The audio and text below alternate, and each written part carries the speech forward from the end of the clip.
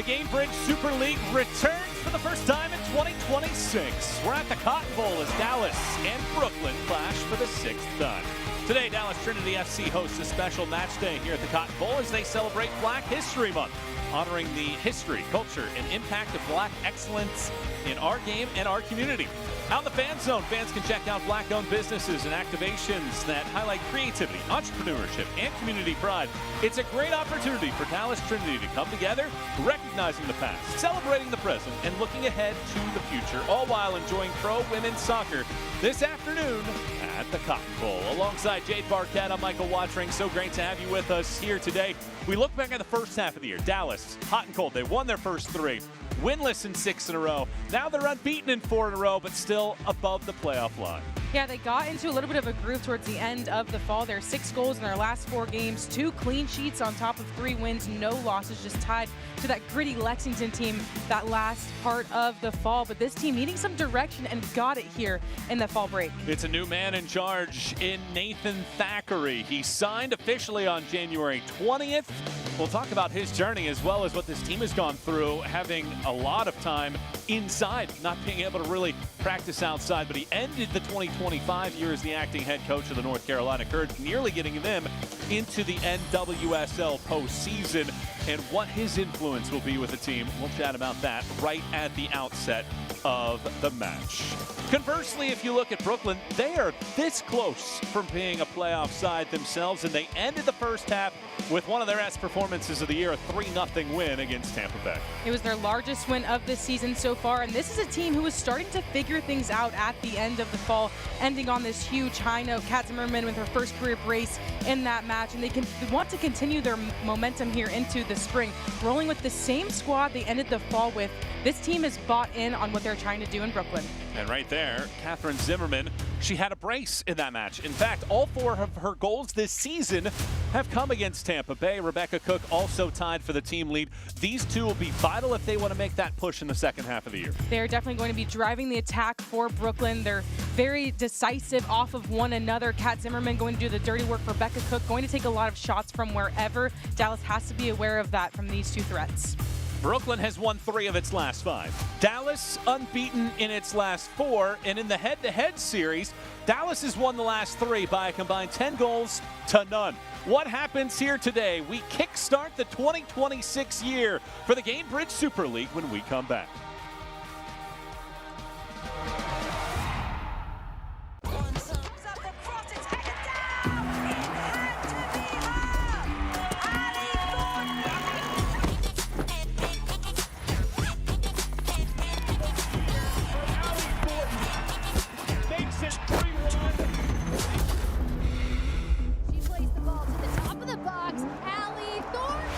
Nice shot.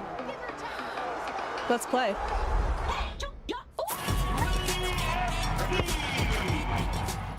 Dad drills. Let's go. Your kid falls asleep 1 minute, 32 seconds from home. What's the play? Park and wait. Quick glance. What's missing? Emergency fruit snacks? Binky. Easy. In-game challenge. Have you officially named a guardian? My parents? Doesn't count. This play needs a plan. Guardianship must be legal before it's official. Luckily, Trust and Will makes it incredibly easy. It's secure, affordable, and actually counts. Next topic. I am wide open. What do you do? Run it. Visit trustandwill.com today and make it count. Trust and Will. Caitlin Clark, amazing at assists. Gainbridge, the ultimate assist for your savings. But ever since they teamed up, she's taken assisting to a whole new level.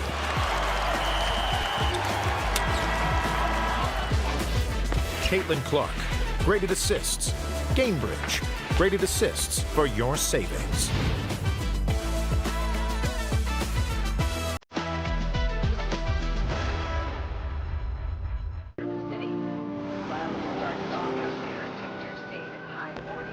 Tomorrow's forecast will be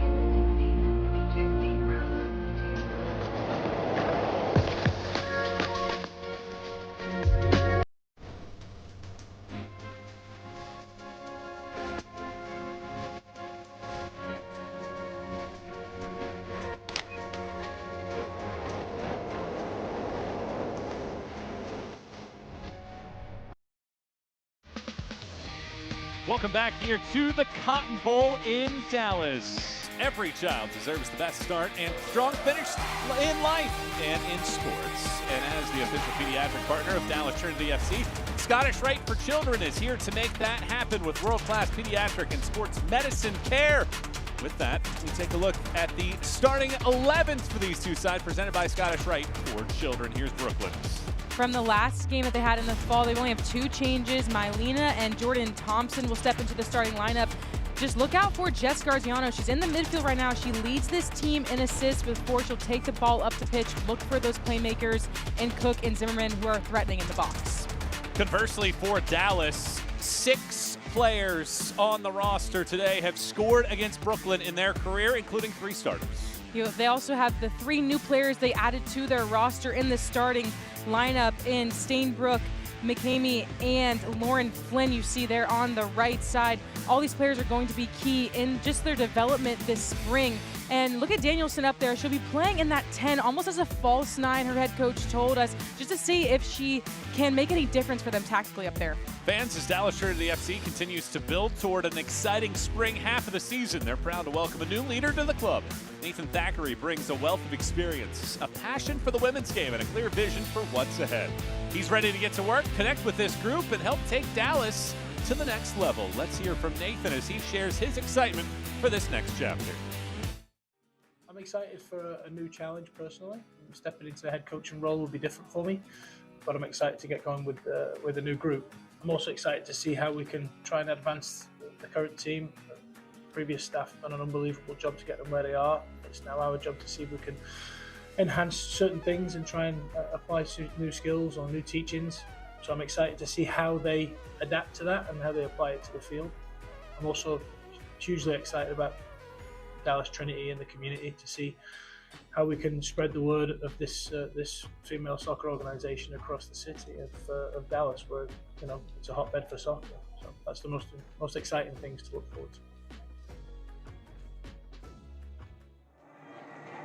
First match in the new threads for Nathan Thackeray here this evening, and it is a chilly one. Temperatures right at 32 degrees for kickoff, and Tomas Tengerhinha leads the way for Brooklyn. He said there's a couple matches that if you look back at that first half of the season, we would be perhaps tied for 3rd right now on the playoff table.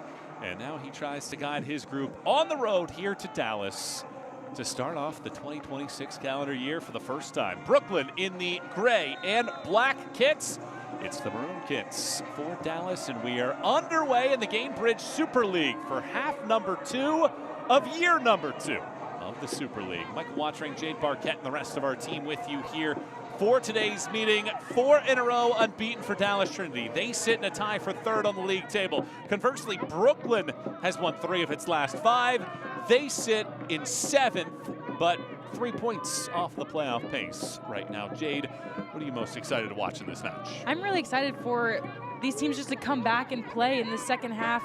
There can be a rebirth of new faces for for this team for Dallas, this team for Brooklyn, just rolling with that same roster. Such a bought-in roster. Seeing what they can do here in the spring to shake things up. Lauren Flynn commits a foul and gets a yellow card in her team debut. Less than a minute in, how about that? Did not take her long at all. She's a player that's going to make some crunchy tackles. She's very good at reading the attacker. Hope Reslinger has the ball. Flynn just in her face and tries to go for her body there. Maybe didn't realize how far away she was from the 18-yard box and had a little bit more time with people behind her, but that's what you're going to get from Lauren Flynn. Brooklyn have scored 1 first-half goal all season long through their first 15 matchups. Jess Garziano sets this one up. She is the only player on the active roster that has scored against Dallas in her career. And before we get things started, we'll get a quick little chat right at the top of the 18-yard box. And now Garziano readies. And somebody gets knocked over, so that's a halt to play once more. That is Rebecca Cook, tied for the team lead in goals this year with 4.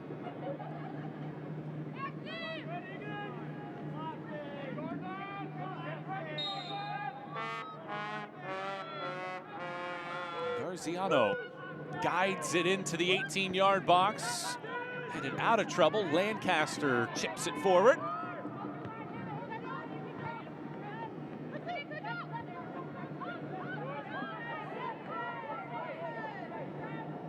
Dallas this year. Second fewest goals in the league scored for the season, 15 of them. But no team in the history of the league has been better on their home pitch. 39 of a possible 63 points all time. That's the best in the history of the league.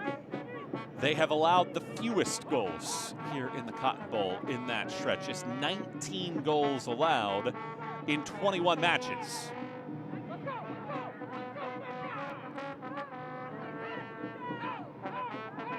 Let's talk about Dallas first and foremost, and Nathan Thackeray. He signs on January 20th officially. He arrives January 21st, right after they finish up training. So then he gets a couple days of training last week, a couple days this week, but they were indoors for some of those.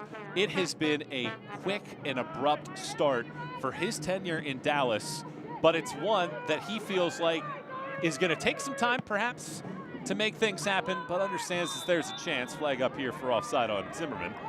But feels like this team is in a really good position to excel right from the jump. Yeah, that's what he was most excited about, was this roster he feels like is moldable and ready for some direction. He told us that he really didn't have any intentions of pursuing a head coaching position, but he had great conversations with Chris Petrucelli before Christmas. He spoke to the ownership Christmas Eve, and he just felt like he was really wanted here in Dallas, and that this team was built around family from top to bottom. That was something that appealed to him in this situation. It felt like it was a great fit for him and his family. Like you mentioned, hasn't had a ton of time with the team. Yesterday, Friday, was their first time on the field because of the weather, but he said he wasn't going to allow that to be an excuse for his team. And I asked him kind of what his philosophy is and what his message has been to this team. And he says, we don't want to be a team built off of excuses. We want to be a team built off opportunities. And right now is a huge time for them to make a mark here in this spring season.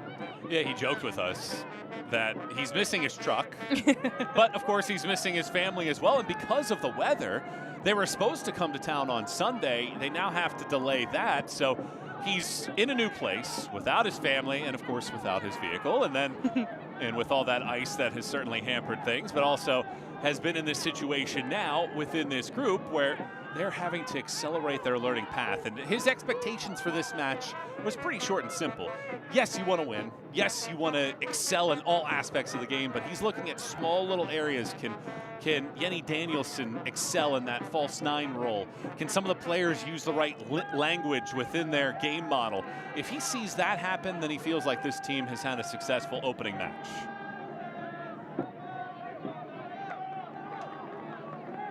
Injury report tonight is brought to you by UT Southwestern, the official healthcare partner of Dallas Trinity FC. Dallas doesn't have any reported. Alice Barbieri continues to be out for Brooklyn. No sign of when she will be available yet again for Tomas Tangarhinha. When we talk about Dallas's journey, well, how about Brooklyn's? Of course, the last week or so across the entirety of the country has had some very chilly temperatures, has had the snow. Jacksonville's playing nearly under 40 degrees in their match that just started a few moments ago. There's some snow in the forecast in Jacksonville, Crazy. Florida. And for Brooklyn, they've had to be indoors a bunch of late as well as they train for the second half of the year. Tomas Tangarhinha told us that that is not an excuse for them either, that sometimes that's just what the game gives you, that's what the weather gives you, and they have to just adjust and adapt. They're playing on grass today, which is something that they aren't really used to for the most part, and that's an adjustment for them as well. But his team just emphasizing that they are so bought in on what they're building in Brooklyn and wanting to stick with this group. Cook brings it down. Cook. It off of one boot, gets the return pass here from Breslin. Tips to the side, Garziano flies it across. Cujo resets. The reach there, and then recovered in the middle of the park. Lancaster unable to work that around. Very good read there from Lauren Gogol.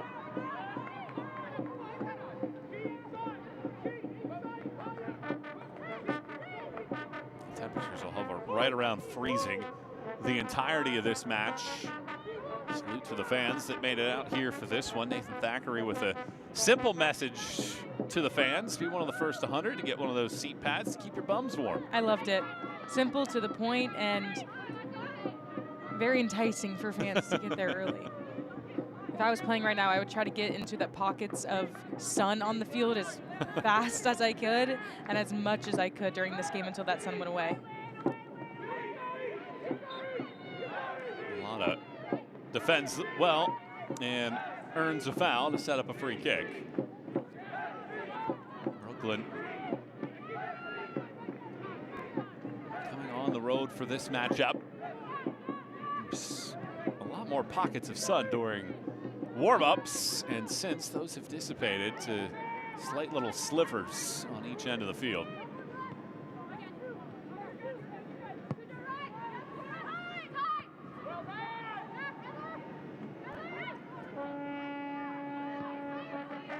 Lada works this ball up the field. Hinson. Bogugu. Hinson on the underlapping run.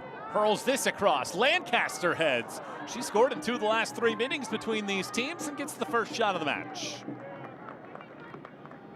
It's a great opportunity for Dallas, who's been pinned back into their own half for most of this game so far. Brooklyn doing a really good job of pressing them and keeping possession, but Hinson using her speed higher up the pitch to just get that overlapping run, put that one in the box. Lancaster doing a fantastic job of following up that play as well.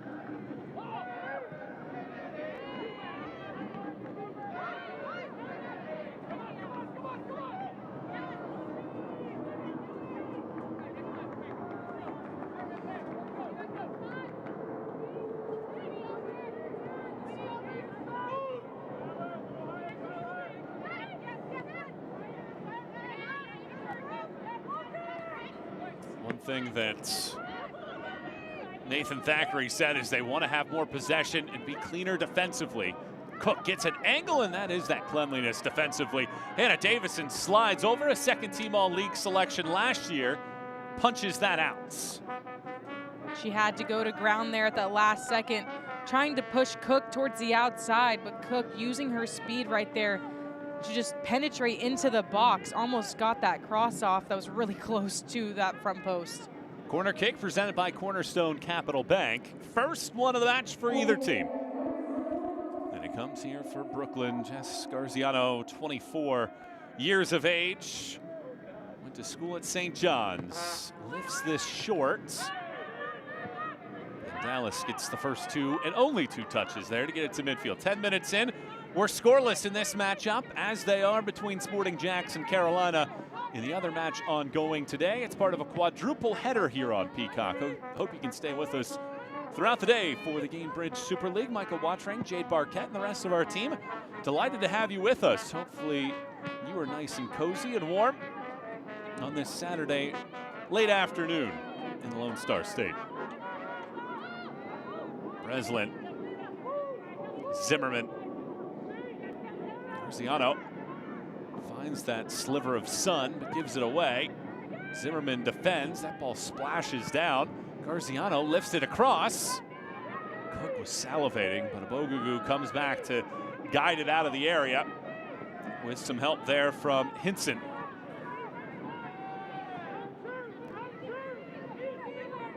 You see the numbers just flying to the ball for Brooklyn, just trying to recover it as soon as it's lost in possession. Got away with the handball there as Dallas. They do play the advantage as Cujo arcs it high and out. Take a look at the crisp uniforms for Brooklyn. Always a good contrast there with the black and the stone. Very good look. You saw the little higher neck. I like the blue a lot too. It's a little bit of an accent for Brooklyn. Give them a little bit of color. I'm digging it for sure. I feel like the spicier the kit, the better you feel when you're playing too. It's like the slick back we used to talk about. The slicker the bun, the better you're going to play. What was your favorite kit that you wore throughout your career? Oh goodness, we had space uniforms at UCF that were really, really cool. They paid just so much respect to Cape Canaveral being right there and us being Space U. So it was cool. We got to wear those blue and black. It was nice every year. Oh, I like those. Those are nice and crisp. Probably played pretty well in those too, right? Had to. Oh, yeah.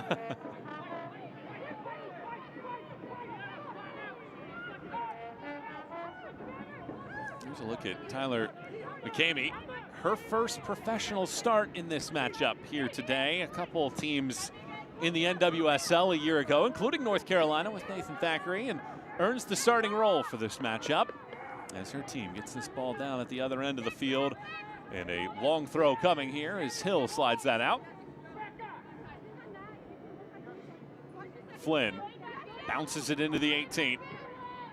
Kroger recovers.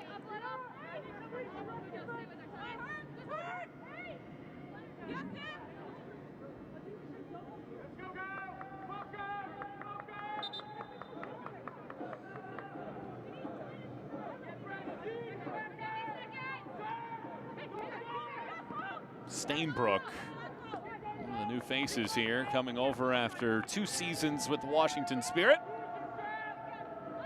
Earns her first start in the new kit. Lancaster rolls this. Stainbrook chases. That one trickles out. Dallas Trinity fans want the inside track this season? Sign up for the DTFC newsletter for breaking news, special offers, and exclusive updates from the club in year 2 of the Gainbridge Super League. Scan the QR code now and stay connected all year long. We saw that little miss pass between Lancaster and Stainbrook, and that's just a little bit of a learning curve that they're going to have. New teammates trying to jive with one another. Lancaster just turned her defender inside and tried to play that slip ball through. Stainbrook just not ready for it, just because she doesn't know that she was going to play it, and that'll come as they play more minutes together on the pitch.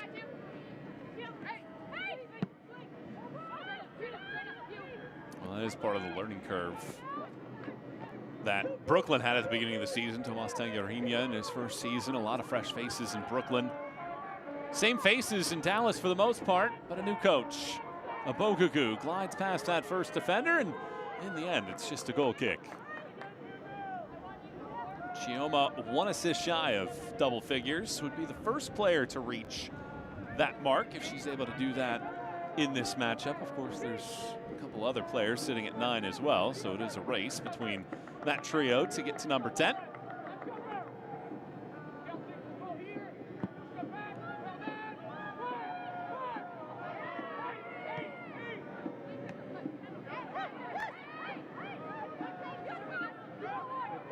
Lancaster dribbles. Tries to lay it through the middle there. Defended well. Brooklyn converges.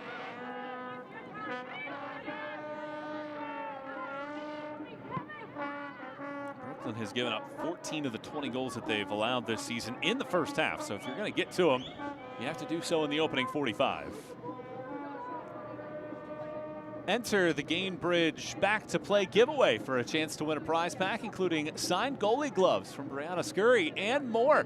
Scan the QR code on screen to enter for a chance to win. That's as good as it gets right there. Did you just have your phone out? I think I did. I think everybody in our production truck had that out as well. I mean, those signed gloves are good enough, much less the rest of the stuff. Trainer coming out.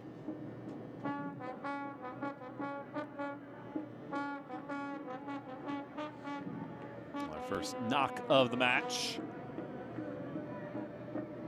As Lauren Gogol getting a little bit of attention here. Gogol went to school in Virginia Tech, debuted at Carolina on December 6th. So she is one of the newest faces on this Brooklyn side. Maybe they're going back to the benches.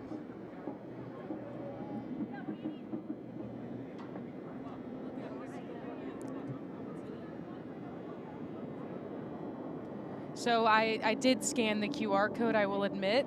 There's some good stuff in here. $50 concession voucher, I'll take it. Custom jersey for the Gainbridge Super League team of your choice. Gainbridge Super League scarf, a ball, and those signed goalie gloves.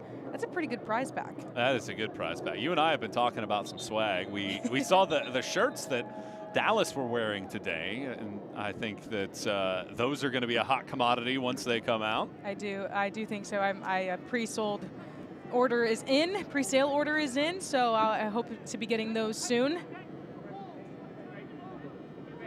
Always wanting to support women's sports, no matter where we are.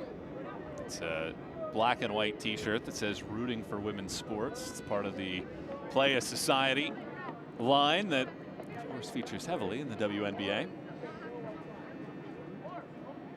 Look forward to you wearing that in a future broadcast in the future. Oh, I will definitely. You'll see it in the booth. Rocking it. I don't think it's going to come in before National Girls and Women's in Sports Day this week, but I'll have to whip out some other gear for that too. What day is that? It is Wednesday. Wednesday. I gotta make a note of that. Twice, I'm liable to get tangled up in it like a snake.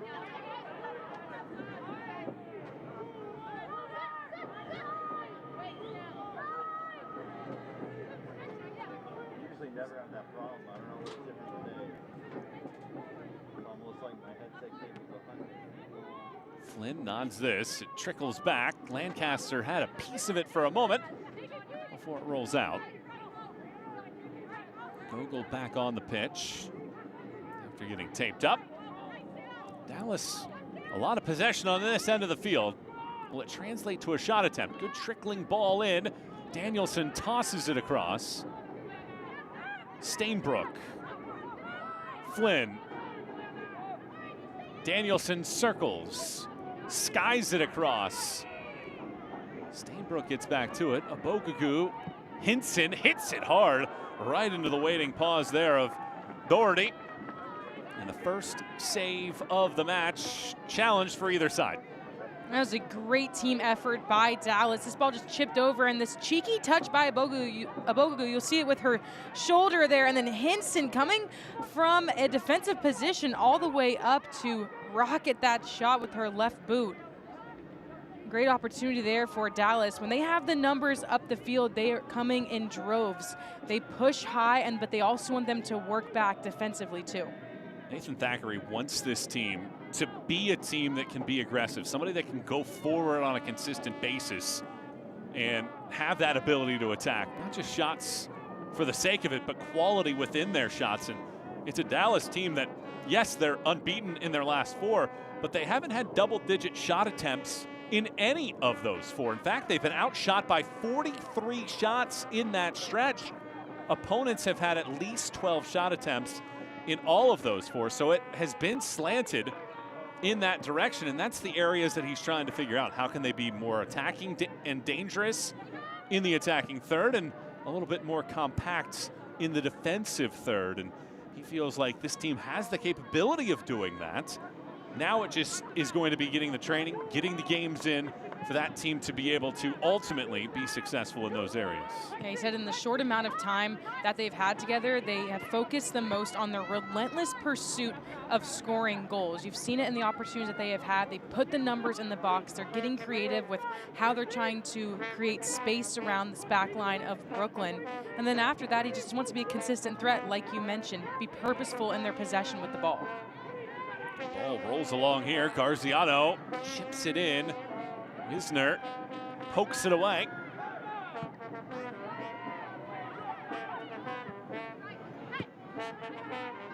Brooklyn now swarms in the attack. Breslin dodges the first defender, hooks it around.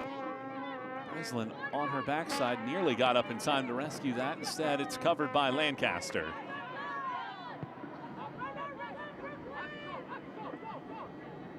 Three shots to 2 in favor of Brooklyn, but none of those have been on target. Both of Dallas's shots have been on frame.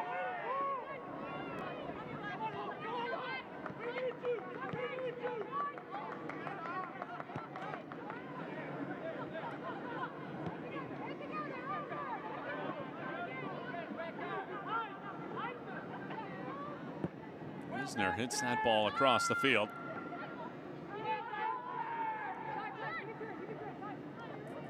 I'd like to see Dallas just be more content with keeping possession of the ball there. They've been doing a lot of defending in this half, trying to spread out Brooklyn more in that situation, just give them a little bit more possession and an opportunity to attack forward there instead of giving that ball away. So Dallas holding that possession number, but Brooklyn has been so good in the second halves of matches this season.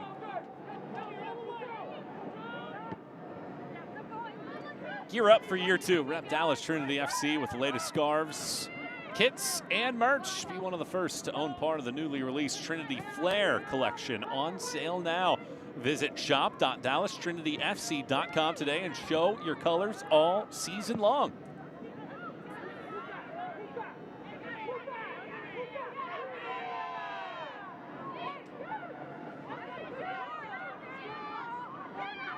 Gogol starts this attack with a high arcing pass.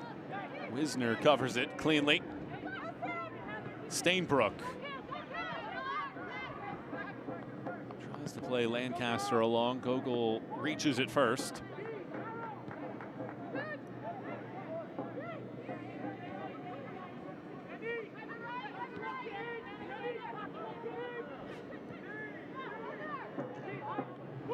Doherty and Bree Norris have split time as goalkeepers this season. Doherty has given up 14 of the team's 20 goals, but earns the start to start the second half of the season.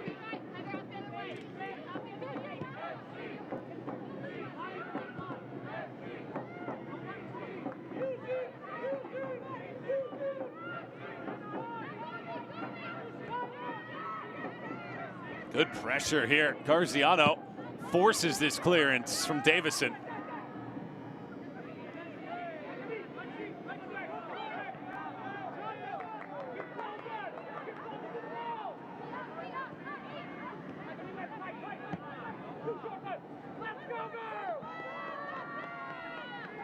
The always intense Tomas Tengarrinha. You can always hear or see him in your picture, exerting all of that energy that his team has really taken on that same personality on the field. I was just about to say that. You're going to hear him for the entire 90 minutes. That is just the coach that he is. Whether they have the ball or they don't have the ball, he's going to be willing his team to put pressure on their opposition, and it's done a pretty good job in this game so far. Lancaster lays this into the path, looking for Flynn. Gogol wins that race and gets the assistance to clear it only as far as Lancaster, but she gives it right back for Kroger. Breslin dribbles. Good defending. Balata keeps it in play. She has been all over the field so far. Winnie Balata, native of Montreal, played collegiately at SMU.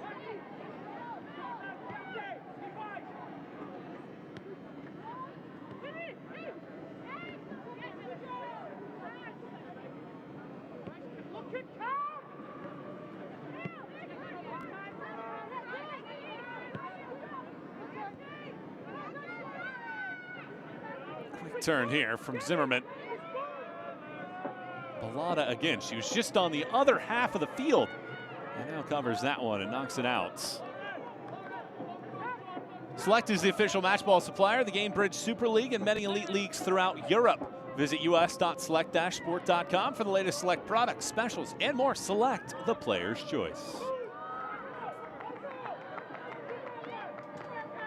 Here's a giveaway. Cujo tips it forward, but the flag is up for offside on what would have been Brooklyn's best chance.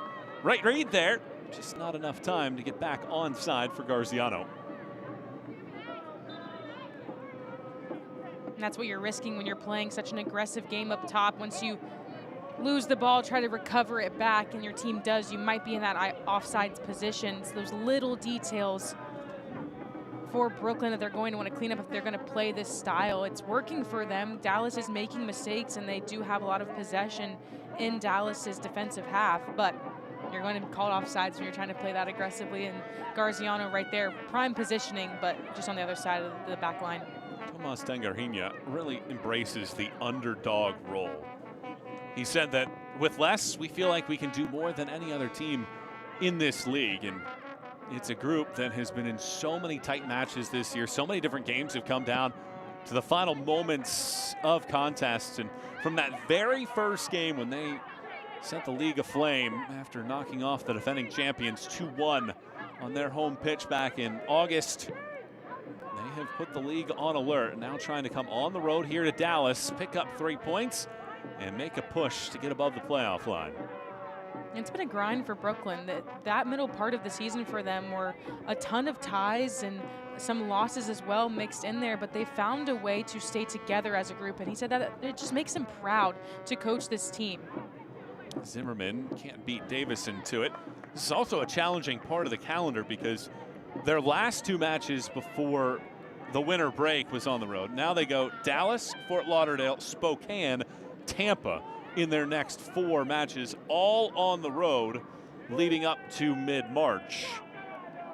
So they took a couple weeks off for the holidays and New Year's Eve. They've been working out for the last 3 to 4 weeks and trying to put everything together with that continuity that they have from the first half to the second half of the year.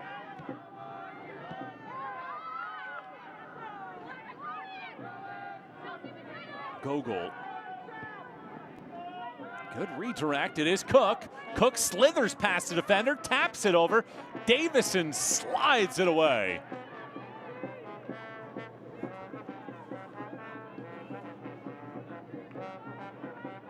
Cujo, 2 defenders there. Balada knocks it away, and it's a throw. And going back to that last sequence, good work by Cook. She was taking on the entirety of the back line of Dallas, but she's just so good at keeping the ball close to her feet. That time just not enough because she had 4 players converging on her, but Rebecca Cook is just a magnet for defenders because of what she can do with and without the ball at her feet.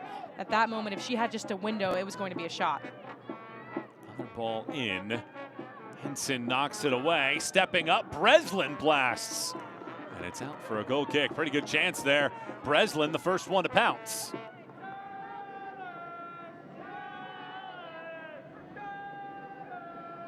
Breslin is not afraid of taking some contact. She gets the ball here.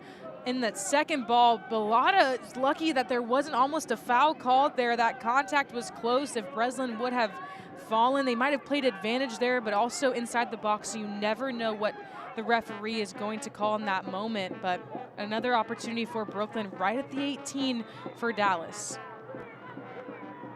A foul whistled for Dallas on the other side. They get this, their final match of a 4-match home swing. And then they go to Fort Lauderdale, Lexington, and Carolina over the next 3 weeks.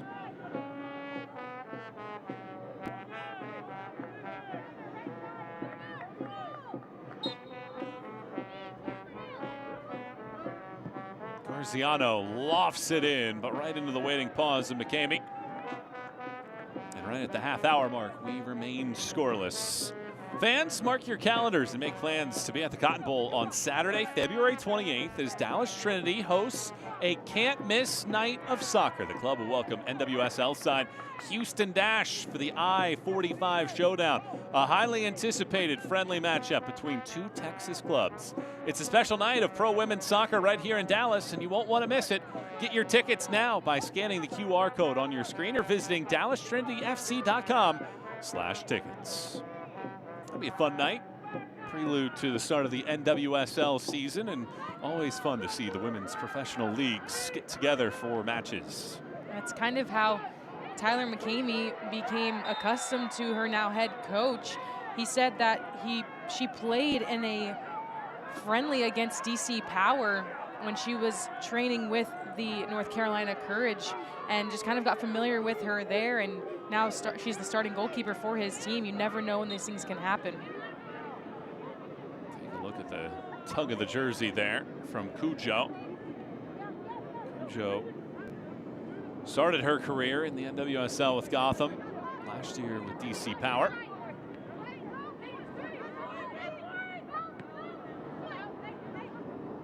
Flynn hits this ball sharply. Lancaster cannot get there. Too much pace on that ball as it drifts out of play.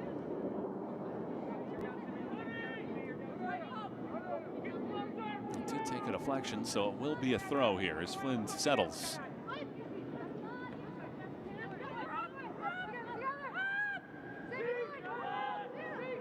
Davison.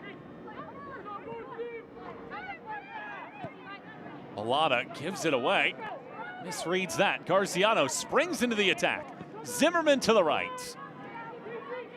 Zimmerman floats it back in. Fine defensive work there from Bellata, probably the best player on the field so far. Cujo twists. Mylena floats it in. Cujo back on it. Cujo. Mylena doesn't gather, instead gives it away. Sustained pressure, fizzles out without a shot. It's just unfortunate for Brooklyn when they want to get a shot off there. They had arguably their best 3 attackers in that moment running at the back line of Dallas, who was off balance but just couldn't get anything on the end of that opportunity. It's a good turn here. Danielson looks for choices. And drags it too far back. Breslin recovers and takes it away.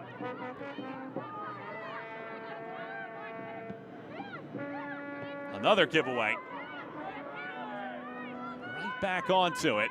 Kroger, Cook. Fine defensive work from the veteran Wisner.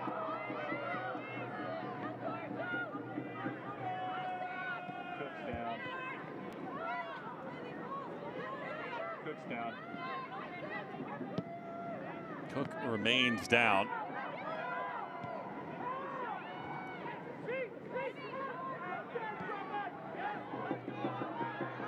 Here's some space on the right-hand side. Massimo.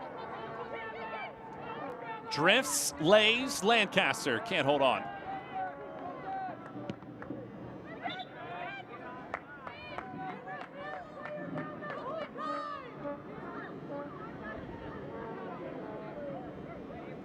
We'll take back another look at this chance for Rebecca Cook. This ball was just picked off in the midfield. She had an opportunity, but the veteran in Wisner just comes over and slides at the perfect moment, cutting off any chance she had. That cover from Amber to just make sure that Rebecca Cook didn't have a clear chance on goal. She's up and running around now. She was on the ground for a while there during that last spell of possession for Dallas.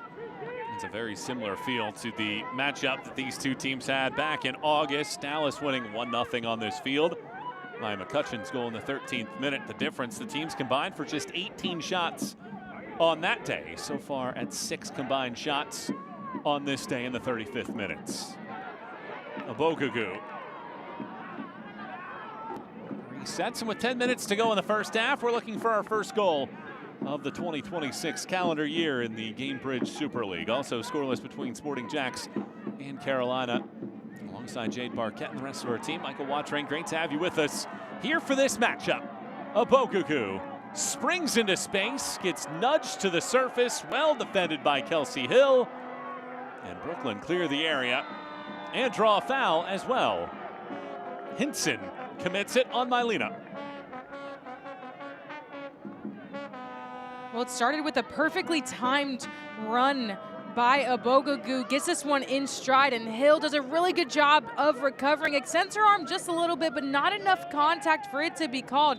And then Hinson maybe on just the return foul there, a little bit of some aggression on Mylena to return the favor, a foul that's committed not in a dangerous area for her team, just kind of slow down Brooklyn's possession.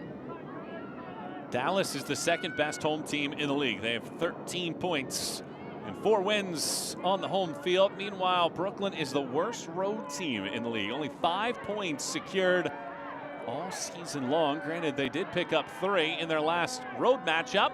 That 3-0 victory in Tampa.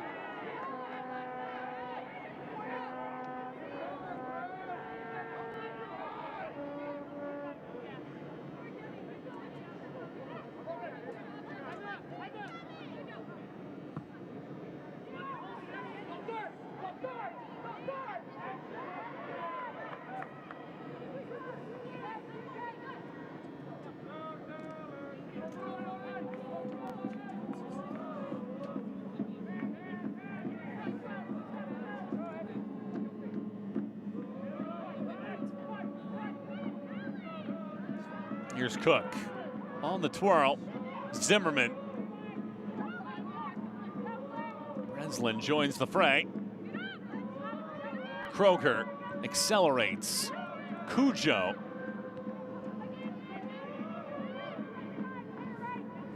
Thompson. Mylena has it.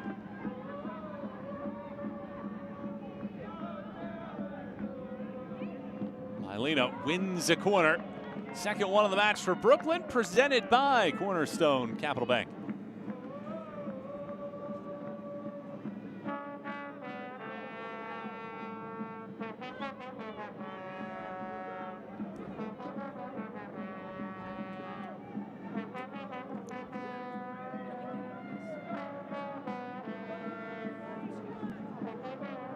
Kroger readies with this corner kick. Kroger crushes it across. First ball is headed into the air. It's still loose. Zimmerman gets a piece. And that ball ends up rolling out for a goal kick.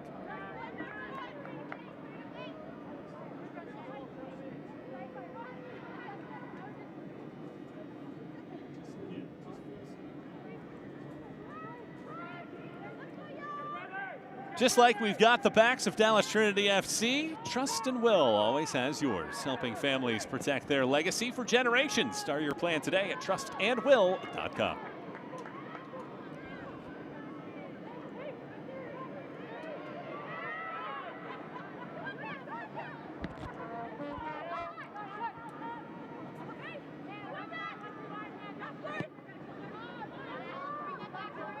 What are your thoughts on this first half so far between these two teams that haven't played in about 6 weeks? I think they're still trying to get into their rhythm for either side. Obviously, Brooklyn rolling with the same roster, only a few changes from their starting lineup. They haven't had any subs in this first half, so they know what the execution of their game model is, but they're just missing that final pass. And for Dallas, they're still trying to figure each other out, and you can see that a little bit on the pitch, but they're playing well together defensively. Corners cross, knocked away. They do a really good job of coming back for one another. You see the mass amount of bodies that are behind the ball, and then as soon as they do get it, they try to make the field as big as possible. Brooklyn right now just doing a really good job of closing that space because they're playing most of this half in the defensive half for Dallas. Dallas hasn't had a shot in 19 minutes.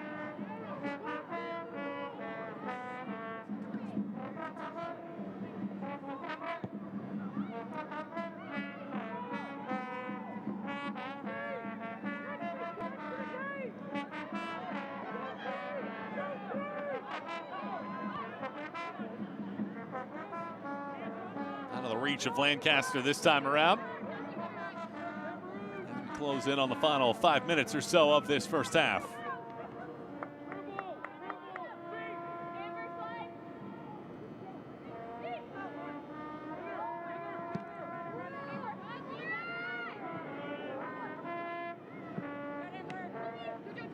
Wisner had it for a moment. Zimmerman collects. The give and go. Cook can't hold on to it. Bellotta has it skim off of her foot.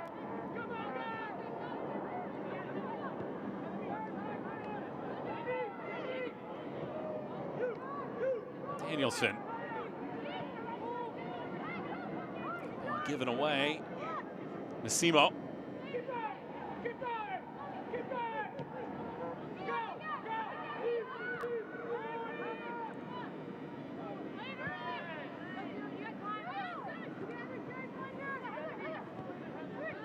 Flynn up the field. It's the return feed. That pass out of the reach of Massimo.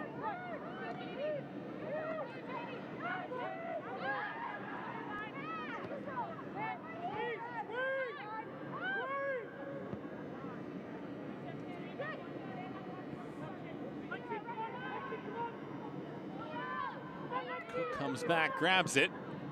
Cujo. Mylena.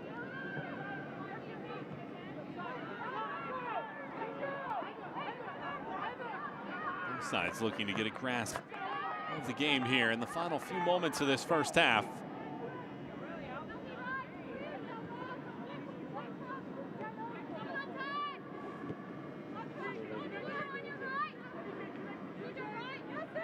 Dallas have given up roughly half of their goals in the opening half hour of matches this season, so they've at least been able to pass that test and buck that trend from the first half of the year.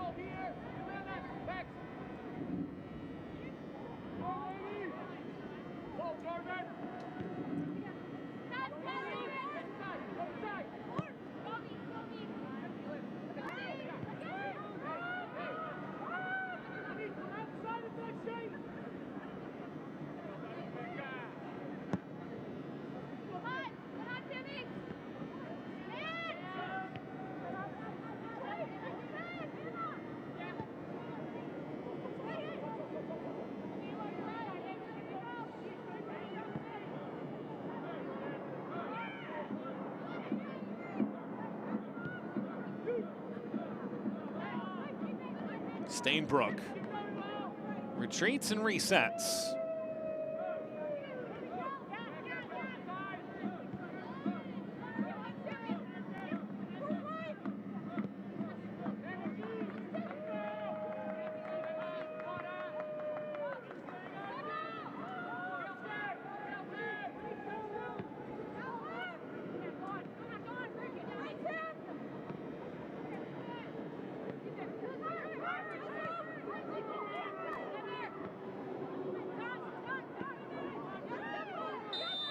Tug here and a foul. There haven't been a whole lot of whistles, but here is one on Garziano that leads to a free kick.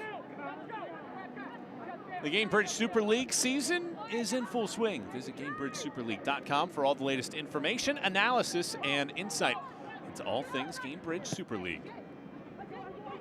Lancaster immediately hunts this ball down, loops it across, and it aside, back to Lancaster from Flynn. Flynn circles, Flynn funnels, it pings off of two, ultimately off of Flynn last for a goal kick. Dallas there just using the possession that they've had for the last few minutes to break down Brooklyn patiently. That ball perfectly in for Flynn in that underlapping run. Just that deflection went off of her in that last part of it, but great work by Dallas just to know that it's later on in the half. Brooklyn might be getting tired from pressing them so much and using that to their advantage. When these teams met in August, Dallas had a 20-4 advantage in terms of touches in the opposition box. That has changed here today. It is 9-7 in favor of Brooklyn at this point in the first half, so they've already more than doubled their output from that first meeting this season.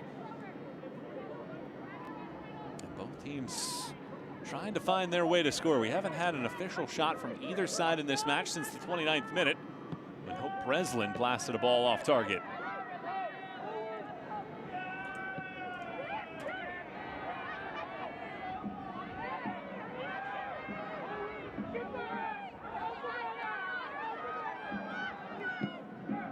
And over the top, this ball bounces down. 1 minute of stoppage time here in the first half.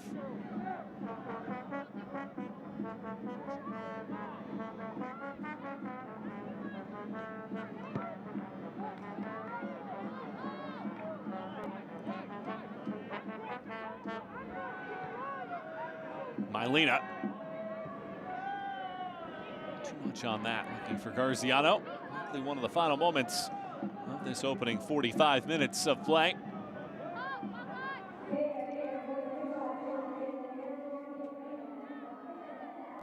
Well, McCamey has not needed to make a save so far tonight. All four of Brooklyn's shots have been off target.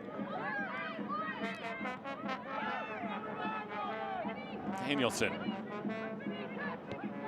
Malata. Bogagu. Will there be enough time for one more surge? Stainbrook keeps it in play. The center referee was looking for some help, but ultimately, in the end, likely the final moment of this first half.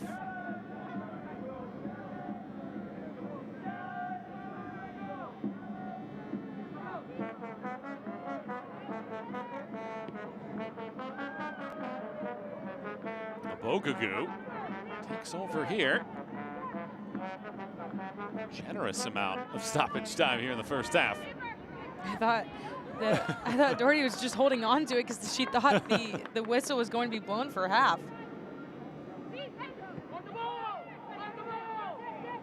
Nasimo. Quick turn. Danielson. Bogagu circles, slices it across. Hill heads it, and that is the first half whistle. So a little bit of something there from Dallas to end that first half. But what do these two teams need to improve upon for half two? I really just think it's that final entry pass for both of these teams, and they're getting the opportunities, whether it be streaky times for Dallas where they have the possession and then they get those opportunities down the flanks, or for Brooklyn, they're using the press to their advantage to get Dallas to cough the ball up and then go to goal from there. But it's just that final entry pass, whether it be the weight of it or just picking out the right one for either side, I really feel like it's going to be the difference in the second 45.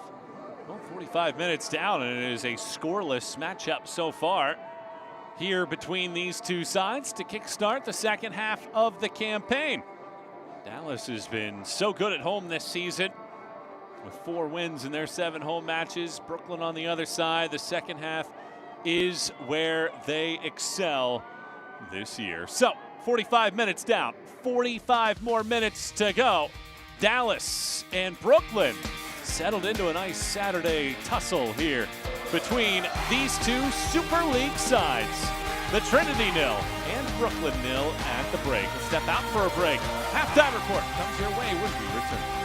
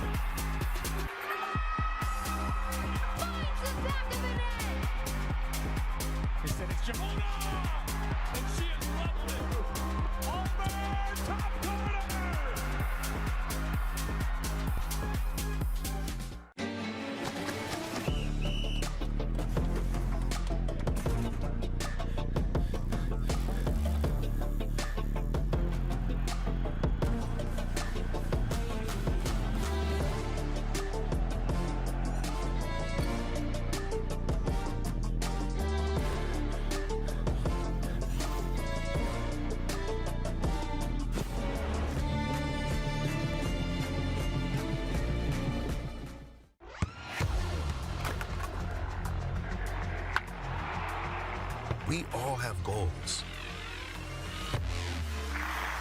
But let's be honest. Most of us aren't going to be professional athletes. But if your goal is to finish your degree, we can help. Come to a university that puts your goals first. Bellevue University, your partner in finishing goals.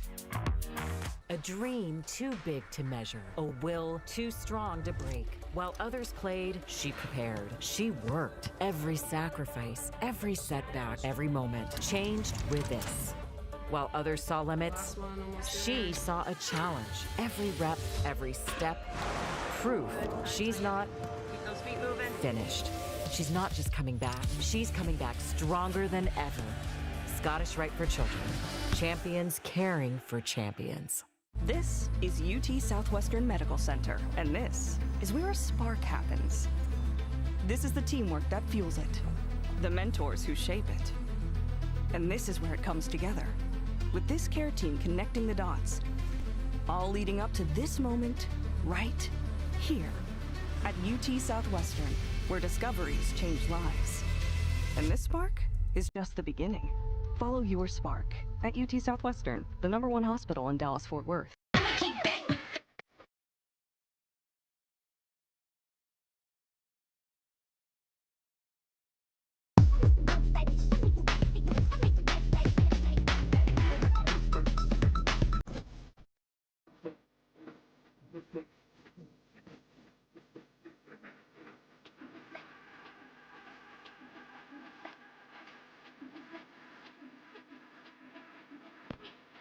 Gonna get you. Scoreless here on a chilly day at the Cotton Bowl. Built for Success is a new docuseries that brings fans closer to the players that are shaping the Super League. The first episode is out now, and it features the journey from Bosnia to the United States for the reigning Player of the Year, Amina Akic. Good. Yes, I think Lexington has referred to her as the hometown hero, and like, genuinely, she is. Mina Ekic delivers. I mean, it's definitely one of the best players in this league, and then I think she's just getting started. I've been through the hardship, and I know that I can make my way to the top. Mina Ekic. She is so good. Being out here really reminds me of my Bosnian roots. You don't really realize till you get up close how big they are. We're gonna get in this situation in a game all the time this weekend. Lexington back home after the long trek to Spokane. Now that we have more than one professional league in the U.S., it's just been exciting to watch.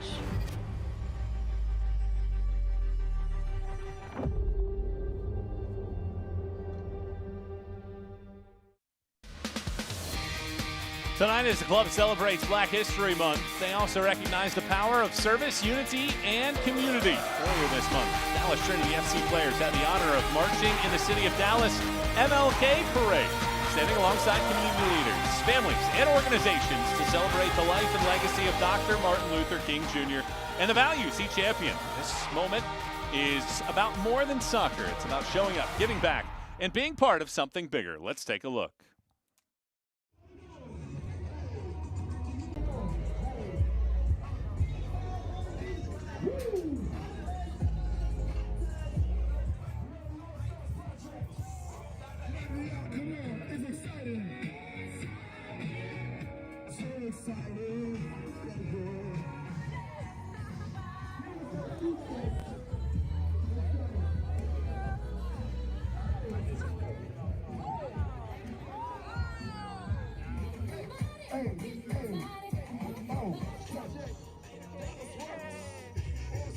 How you been? Good?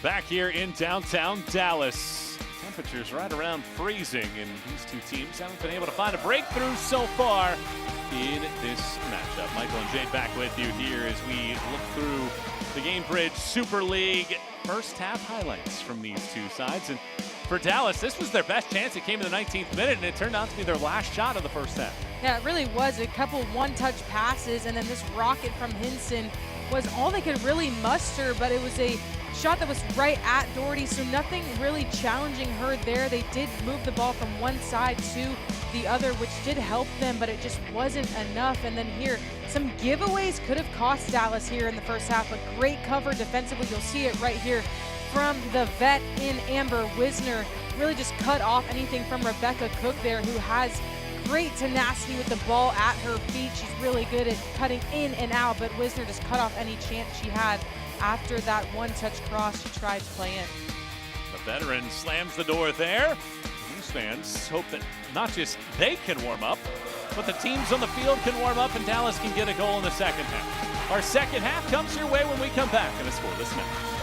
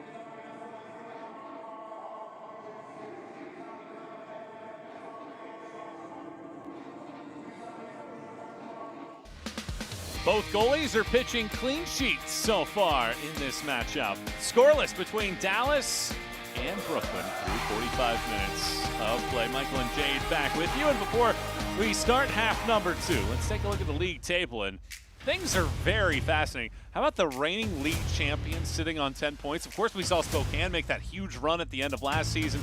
But between these two teams, it is tight, and there's going to be a couple very good teams that don't make the playoffs. Yeah, it's going to be really interesting towards the end of the season. You see that middle portion of Dallas, Spokane, Brooklyn. even Fort Lauderdale, these teams can swap at any moment. It's going to be really interesting down the stretch, but Sporting Club Jacks has really been the league leader so far this season. Lexington was on their heels a little bit with that unbeaten streak too.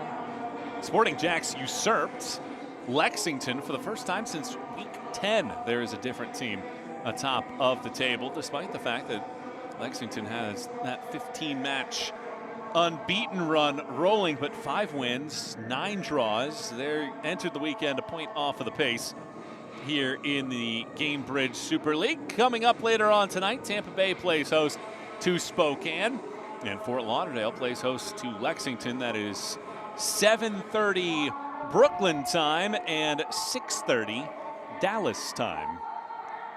Coming up this evening, all those matches, of course, right here on Peacock. It's great to have you with us for this one. It is chilly there. Temperatures have been right around freezing. As a player, you gear up, you're able to acclimate to the weather, then you go inside and you kind of warm up. How do you get acclimated to the weather once again and have to? It's really just an extensive warm-up, and these players coming out here a little bit later to the start of the second half, so not a ton of time for them to get re-warm, but you really just have to do everything you can to keep your body moving. You know that you were in it before, so you know kind of how it feels. Now the sun has kind of gone down, so it's going to be straight coldness out there on the pitch for them. But it's really just about keeping your body moving as best as you can. And I bet when they were in the locker room, they were not sitting down and staying stationary. They were continuing to move to keep that blood flow going as well. Neither team will make a change at halftime of this matchup. So it'll be the starting 11s on the field for the second half of play here at the Cotton Bowl in Dallas. And one of these two sides look to break through. This is where Brooklyn has been excellent. They are 17-6 leaders in terms of goals scored this season in their matches. 17 goals in the second half alone, and defensively they are as stingy as it comes. They've given up the fewest road goals in the league this year, along with Dallas, but they only have 5 road points to show for it for the year. There's Brooklyn clad in their black and stone jerseys. Pristine here on this Saturday afternoon. And then the maroon kits on the other side for Dallas. And McCamey making her first professional start. Her last start was in the NCAA tournament back in November of 2024, where they lost to Virginia 2-1 in a match in which they outshot the Hoos for Princeton. So let's see how Dallas comes out. A team riding a 4-match unbeaten run. Brooklyn looking for back-to-back wins for what would be the first time this season. Second half starts. And here we go in this contest. Michael Watring, Jade Barquette, and the rest of our team with you, guiding you through a chilly one here in Dallas on this Saturday as we restart the Gainbridge Super League season. Lancaster slams the brakes on, resets. And that ball rolls out of play. And you know, for Nathan Thackeray, he wants to be more aggressive, and now trying to implement that here on the field in this tight window. A man that just took the job over 11 days ago officially. He shook the hand a few days before that, but of course contract negotiations and a few other things. They needed some time until they officially signed off on that and officially joined the team in the middle of last week.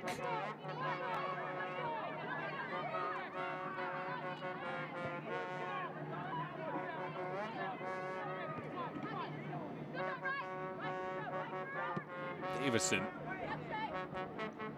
Ball just stops in the grass, so Obogugu unable to track back to it. Mylena. Good turn here. Zimmerman does enough. Garziano lays it over. Zimmerman doesn't win the race. Wisner's ball bounces off of Zimmerman's body.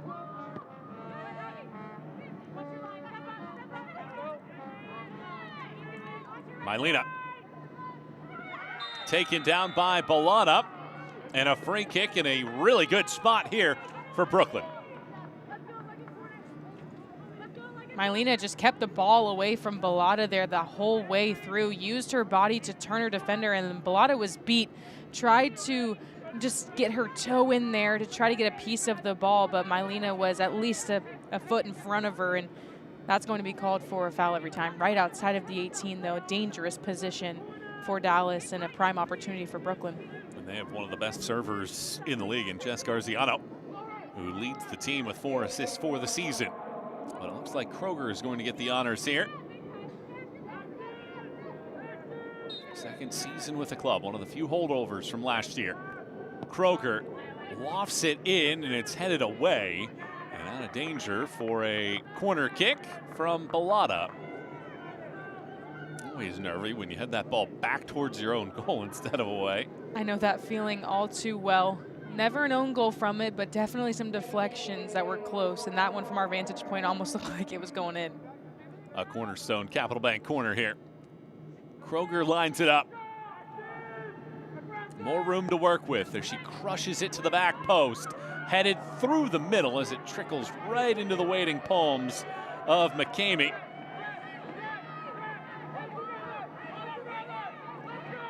Her first official professional save right there.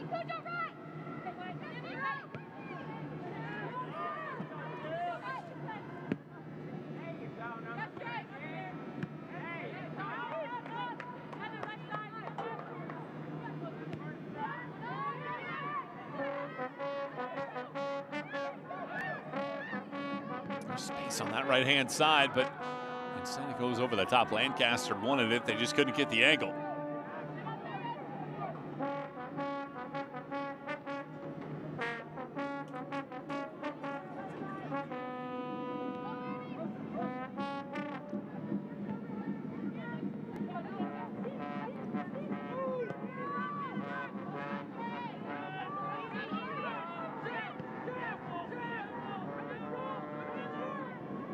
McCamey, that is her strong suit. Her ability in possession is what separates her in the battle with Sam Estrada for the starting goalkeeper spot. When you have a goalkeeper that is confident with their feet, it really does make all the difference, especially in terms of building out of the back, which this Dallas team does love to do, or even just when you're being pressed and allowing just the pressure to be off of yourself and to give it to your goalkeeper and then being able to make those decisions quickly. It really does help just change the game, open up this space in the field because they really can see every part of it. And for them to be able to distribute the ball like she did just there, it really allows you to break lines faster and get up the pitch quicker. One thing that Nathan Thackeray did say is he spoke with Samantha Estrada and said, yes, Tyler McCamey has the job for night number 1 of the second half of the season, but she wants competition from Estrada and McCamey. That ball floats in, Doherty catches it, and that's really what he wants within the entire group, competition within the entire group. Just because somebody's in the starting 11 doesn't mean that that spot is theirs and set in stone for the rest of the season.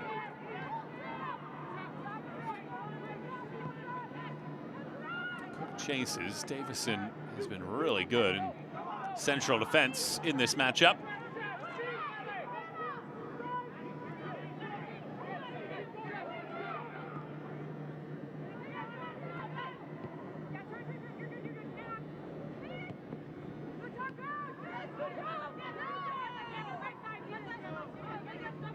Dallas Trinity fans want the inside track this season? Sign up for the DTFC newsletter for breaking news, special offers, and exclusive updates from the club in year 2 of the Gainbridge Super League. Scan the QR code now and stay connected all year long.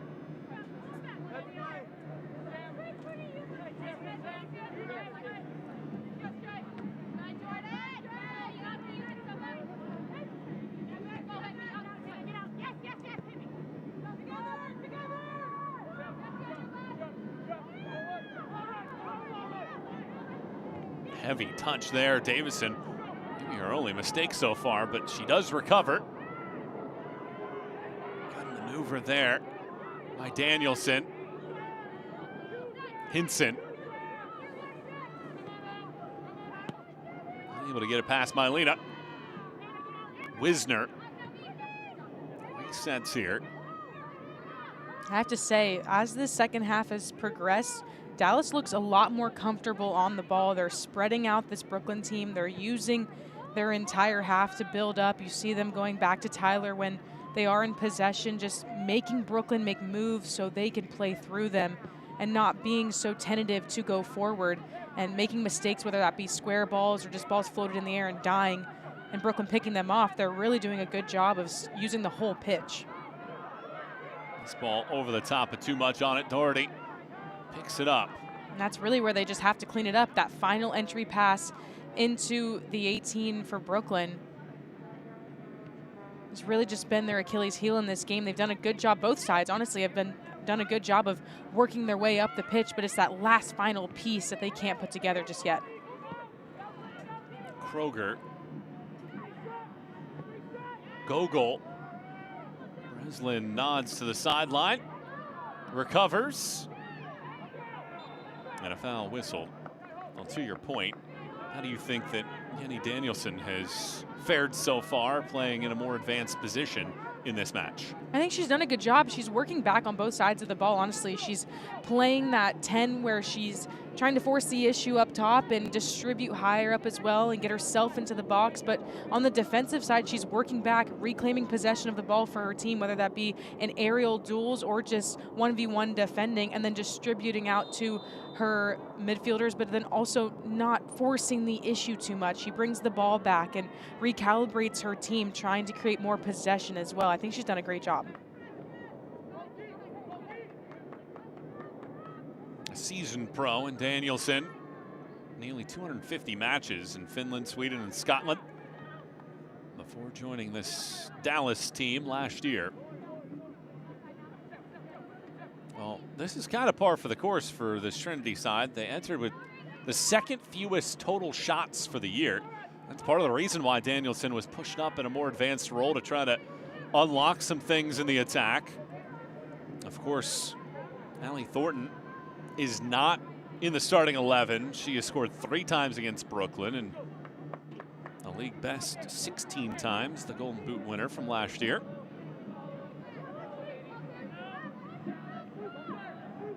So the one thing she hasn't really been able to do yet is just go 1v1 at the back line of Brooklyn. Her team really hasn't had possession or given her the ball really in that sort of area for her to try to break them down, whether that be with on the dribble or with the pass. They just need to get her the ball more at her feet so she can make those decisive decisions. Hinson Sherpas that ball out. Mylena with the tackle, and it goes out for a goal kick.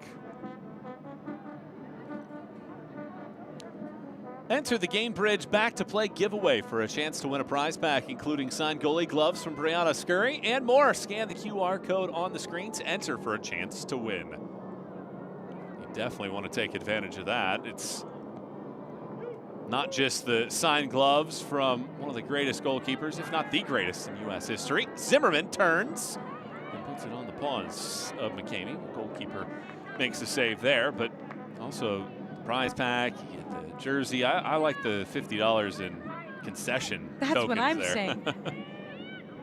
I'm a foodie, especially when I'm watching the game. I get nervous. Need all the snacks.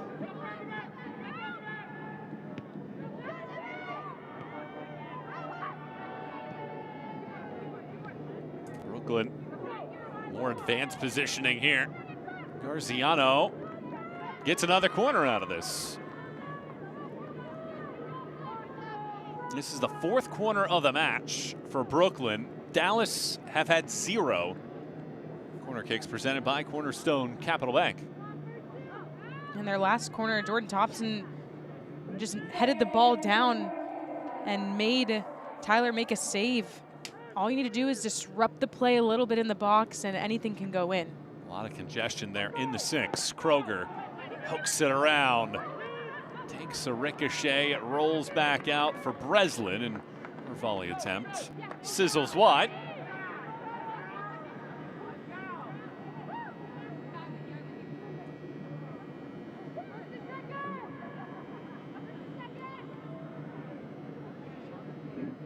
We're going on close to 40 minutes since the last shot attempt by Dallas. It's been since the 19th minute the last time that they had one.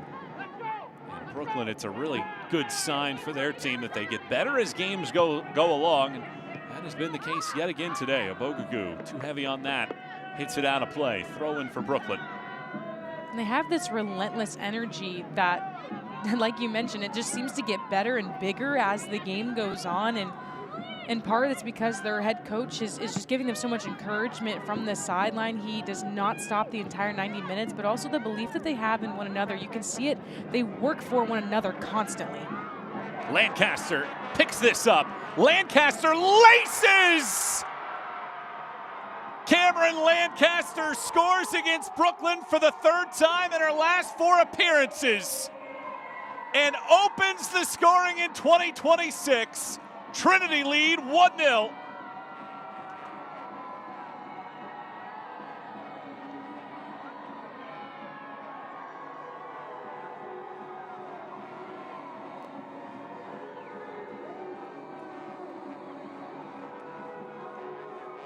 And protecting home base is what Dallas does so well. We'll take another look at it here.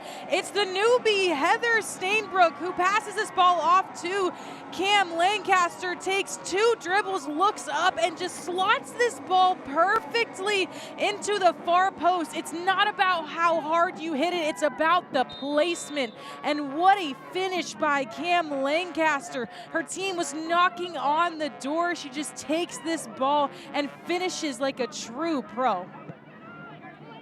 Second goal of the season for Lancaster. She has now scored in 3 of the last 4 meetings between these two clubs. It's the first time she's scored in the second half against Brooklyn. And it now makes the scoring run, if you're into such things, 11 unanswered goals by Dallas against Brooklyn, dating back to Brooklyn's last goal in December of 2024. And she didn't let the miscue from the defender delay or derail her run. Garziano lifts that ball aside. Sometimes players will stop or pause when that defender goes down to just try to recalibrate their run, but she continued it on, picked up the ball as it was coming towards her, and what a classy finish from Cam there.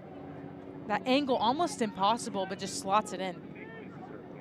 Well, we looked at the live standings before the start of the second half. If things stay the way that they are right now, and pending that result against Sporting Jackson Carolina, the margin would shrink down to 3 points, separating Dallas from the top spot in the Super League, as it's still scoreless between Jacks and Carolina.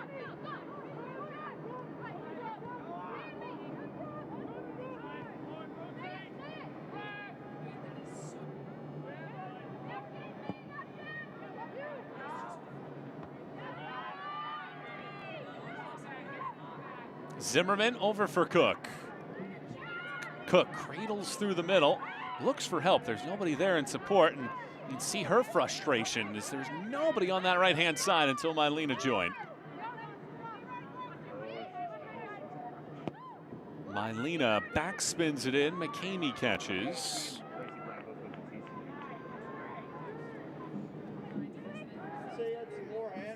One hour into this match, it was nearly 40 minutes between shots for Dallas, but Cameron Lancaster has put this Dallas side out in front 1-0, looking to make it a 5th consecutive unbeaten performance for Trinity. Michael Watrang, Jade Parkett, and the rest of our team with you here for this meeting, as Brooklyn looking to win back-to-back matches for the first time all year. They have alternated wins and losses in their last 5. Lancaster again hunts this ball down. Kroger steps in front, nudges it forward. Lancaster shielded and now gathers. Tries to lay it in. Breslin recovers and captures.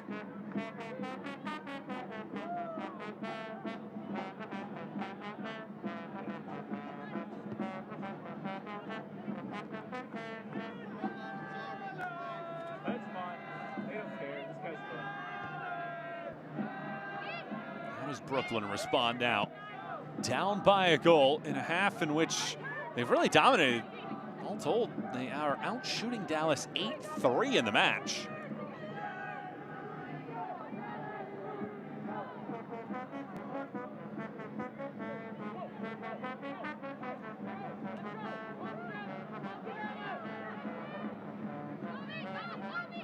Massimo, Hinson, Abokagu. Hinson does well to dispossess. Garziano springs through the middle of the park and draws the foul. Garziano with the slide tackle. And will it be a yellow card here? It will be. Garziano picks up the first yellow by a Brooklyn player in the match. Hinson just has such a high soccer IQ. She could have played the ball, but elects to dribble down the central part of the pitch. Knowing that Garziano's on her back, she used that momentum and that pressure to draw that foul. Would she have loved to dribble more? Absolutely, but she knew that Garziano was there and took the foul instead of maybe running into a few more Brooklyn defenders.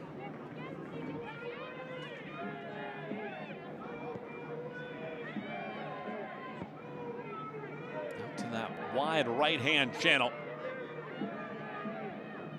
Stainbrook again trying to give and go with Lancaster. That worked so well on that goal that they just scored moments ago. This time it rolls out for a goal kick. And I have really been impressed with Heather Stainbrook. She is one of the new players for this Dallas Trinity side who is in her first start with the club as well. And she has been a workhorse in the first half, then coming in here in the second half. She takes contact. She's constantly swarming around the ball, trying to get on it to facilitate possession. She's great defensively. She's really like a busy bee there in the middle for Dallas. And I'm excited to see how her role expands in this team as the spring rolls on. Gear up for year 2. Rep Dallas Trinity FC with the latest kits, scarves, and merch. Visit shop.DallasTrinityFC.com today and show your colors all season long.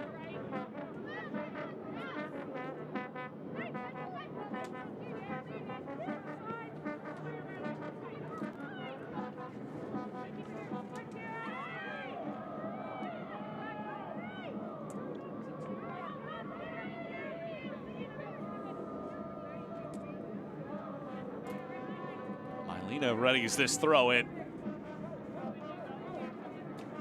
Takes a few steps back here. Thompson found space. Mylena with plenty of room here. Just didn't have the momentum. Now tries to bang it around. Danielson does so. Flies it in, and McCamey just gets there in time with Garziano salivating on the doorstep.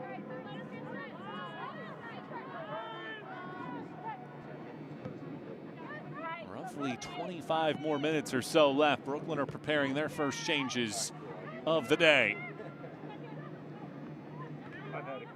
Balana bobbles, recovers, and draws contact. I'm interested to see as this half goes on if Dallas sticks to building out of the back. You saw McCamey there play that ball out wide to Hinson, but it was kind of played at her back foot, and Brooklyn is showing no signs of stopping the press at all. So if she keeps playing that ball to her back foot, the pressure is going to stay on Dallas. They might cough it up a little bit more, playing right into Brooklyn's hands. It's going to be interesting as the half goes on if they stick to that game model or try to adjust. So we are getting those changes right now. Emma Loving and Annie Williams are coming in to the match. They replace Mylena and Hope Breslin. Our first changes of the game is Brooklyn trying to find something dynamic in the attack to bring them back level.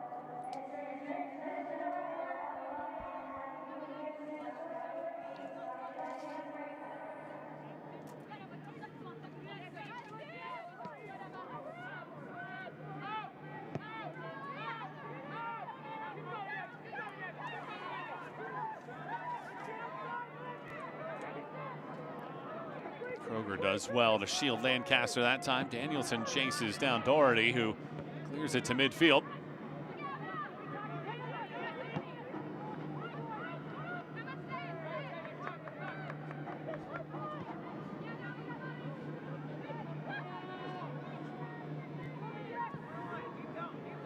Over the top, it's Sabogagu. Brings it down, springs to space, rolls it in. Hinson.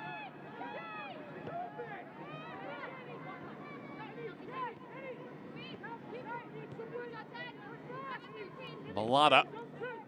Stainbrook. Carves out just enough pace on that ball. Flynn, though, cannot hold on to it. Zimmerman defends.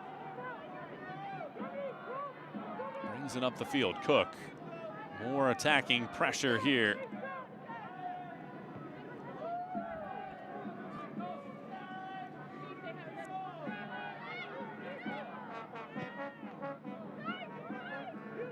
Wisner guides it back with her head right to McCamey.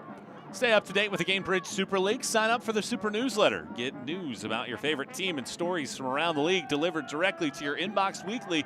Sign up at GainbridgeSuperLeague.com/newsletter.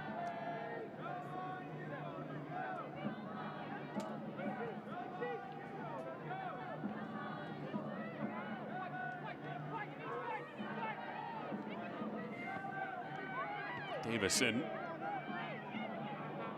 Stainbrook. Not enough on that ball. Garziano takes it over. Williams. Cujo. Loving her first touch. Loving dashes, loops right into the body of McCamey. Sure-handed play there.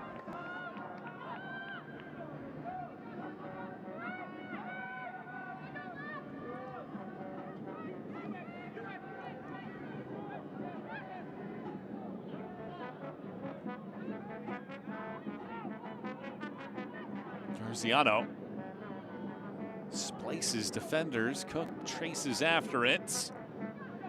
And it rolls out for a throw.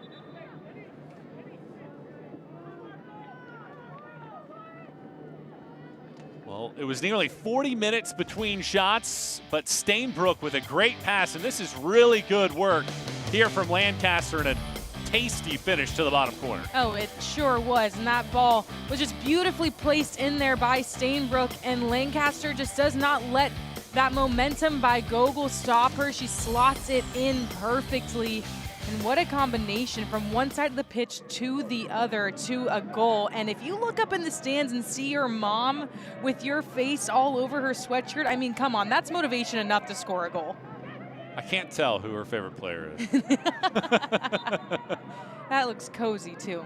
And I like the blanket she has there. She was all ready for this one, and a great day to wear that with her daughter scoring yet again against Brooklyn. And speaking of which, Allie Thornton has scored 3 times in her career against Brooklyn, and she is the first change made by Nathan Thackeray, replacing Lexi Massimo. Thornton, the team leader in goals for the year with 3 of them, comes in. And Brooklyn makes a change as well. Garziano, who has a yellow card, has to come out. And Anna Markovic is coming in.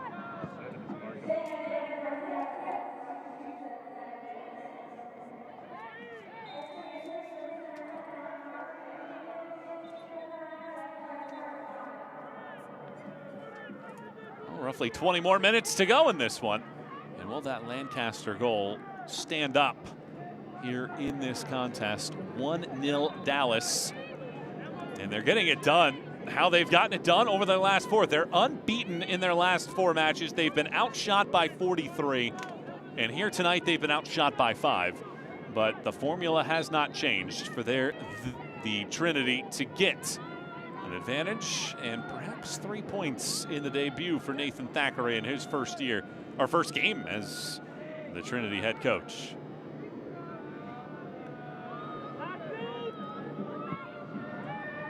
Into the box this ball goes. It trickles out. Williams tries to get space. It bobbles around. Cujo swings the leg and rolls it back. McCamey picks it up.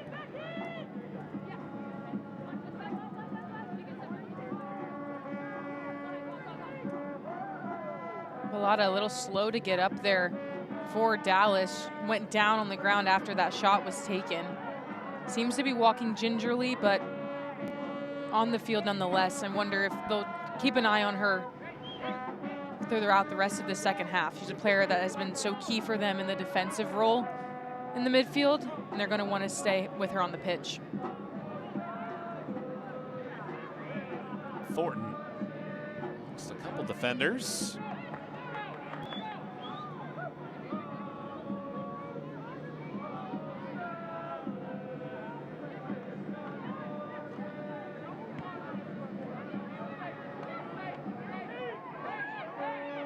Foul there, Flynn.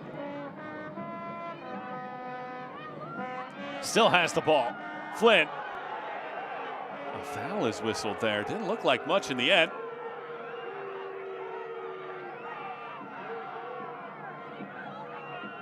I will agree with you. I don't think there was much on that foul as well. It was Flynn versus multitude of Brooklyn defenders, but she came up with the ball cleanly in the end, it seemed.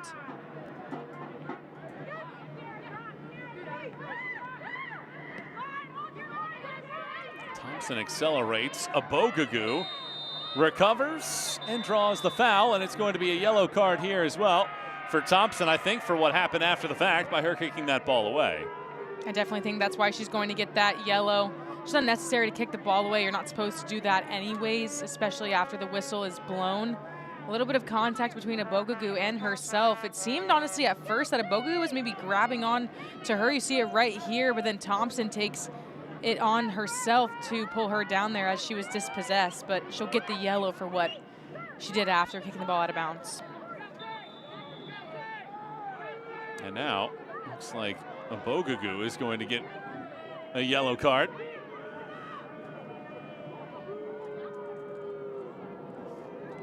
Two changes here for Dallas. Abogugu is coming out. It's going to be Kylie Delaney coming in, as well as Celie Strawn replaces Danielson.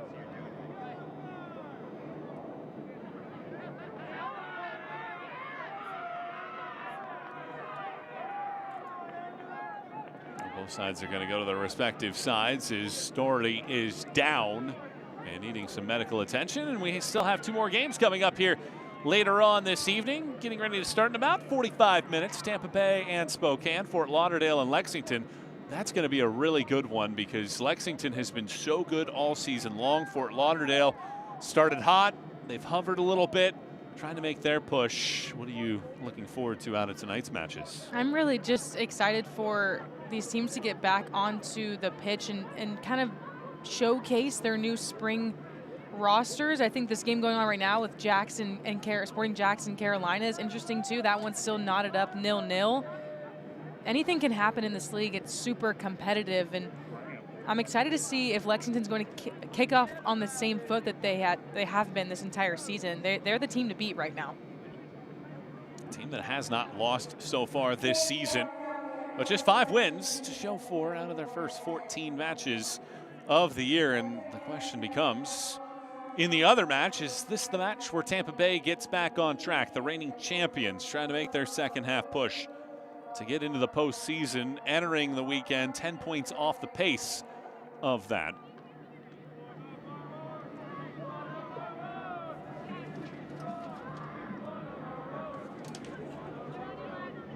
Just like we've got the backs of Dallas Trinity FC, Trust and Will always has yours, helping families protect their legacy for generations. Start your plan today at trustandwill.com.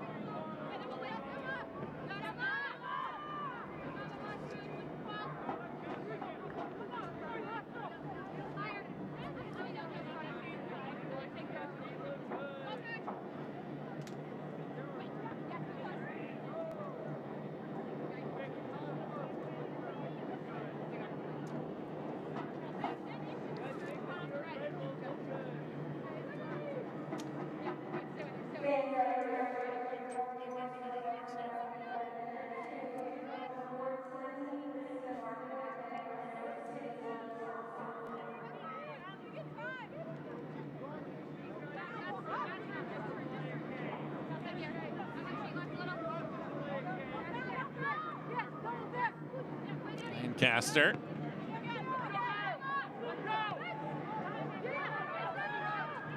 Roughly a quarter hour to go in this game.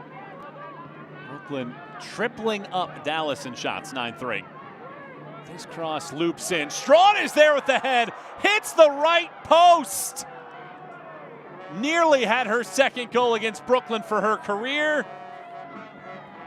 And what would have been her third of the season, but just misses wide. Talk about a player who steps on the field and immediately makes an impact. She was so close there to scoring a goal, just finds herself open in the central part of the box, and was inches away from that one going in. Lancaster now on the left.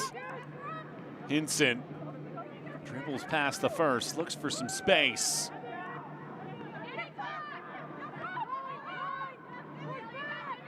There's Strawn, the North Carolina commit. you know anything about college soccer, you know that that is the place to be.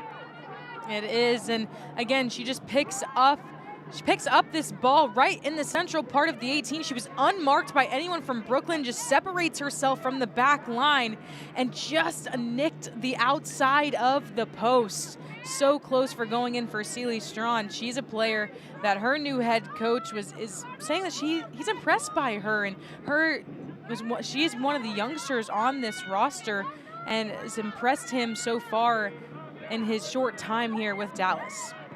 Cook funnels it over. Markovic accelerates, lays it back. Too much on that to give Cook an angle.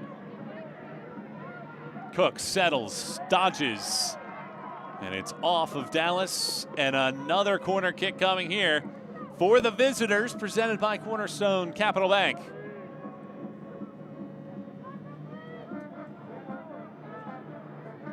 Markovic just hit that one long by maybe 2 feet, and Cook would have been wide open with a shot on goal.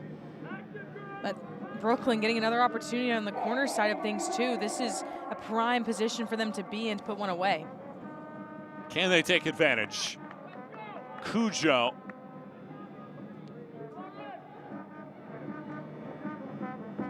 Connects. Skimming off of the head of Zimmerman and ended up going out wide.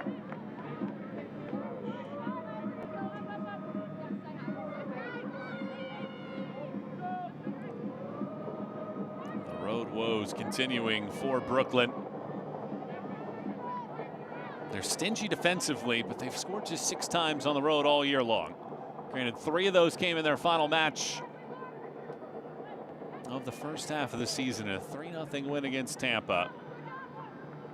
But here on a chilly day in Dallas, temperatures right around freezing all day long. Still looking for a solution.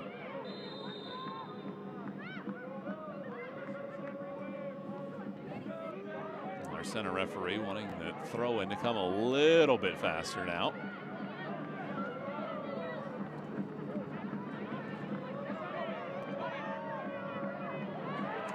Ogugu.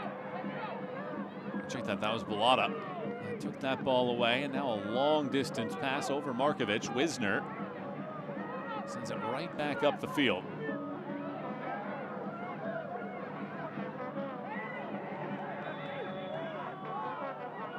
Player down on the sideline, and they're going to stop play because it's a foul.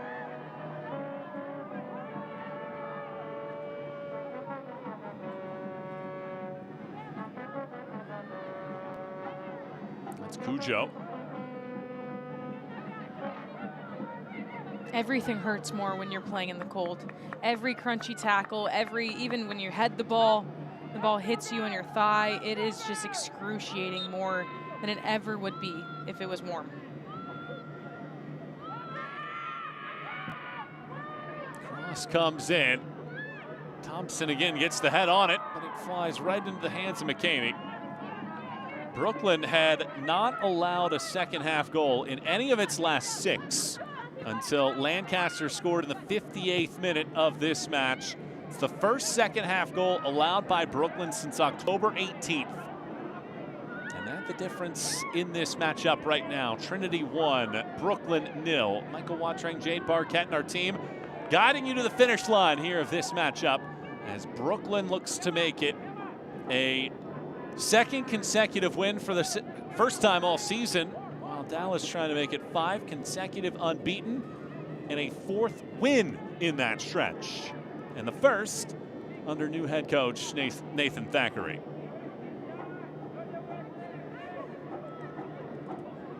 Annie Williams taking her time to get this throw in. Now it skims off of that first head. Dallas clear, now very much focused on defending down the stretch.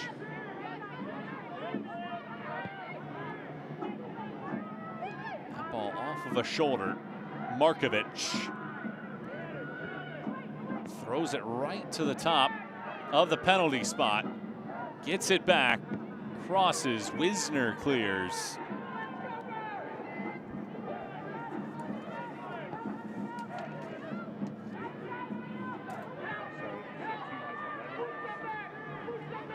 Brooklyn suffocating this Dallas back line.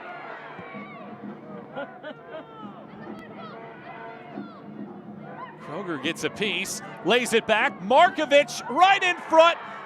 Cook hits the crossbar and puts it back in. Appeals for offside prevent Dallas from saving that ball off of the line, and Cook makes no mistakes on the second to equalize at 1.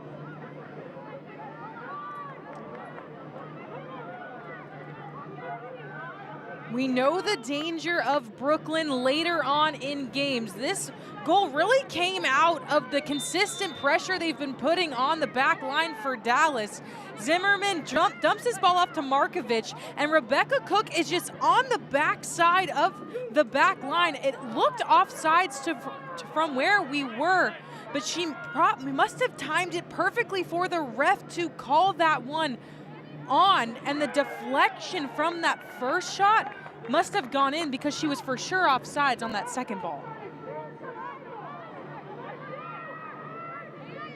But you have to be frustrated if you're Nathan Thackeray, your team, appealing for offside rather than focusing on what happens after that ball hit the crossbar. You always have to play till the whistle. You cannot assume anything, especially when you play on the back line. That is #1 rule of anything. If you think the ball is offsides, you can put your arm up, but you must keep your legs moving. And the entire back line, maybe back 5 or 6 of Dallas in that moment, just paused and watched that happen. Nobody stepped to Markovic either, who had a clear shot, and Rebecca Cook took advantage of that opportunity and put that one away. Really frustrating for Dallas. So just like that, we're level at a goal apiece. There's never been a draw in this fixture. 3 Dallas wins, 2 Brooklyn wins, and that's the first time Brooklyn have scored against Dallas since December 14th, 2024.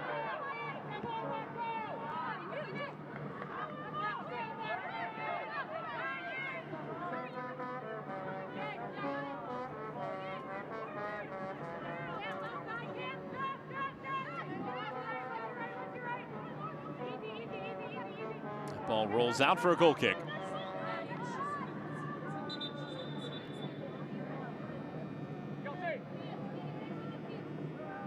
All right, we're gonna take another look at this and show you exactly how Rebecca Cook stayed on sides here.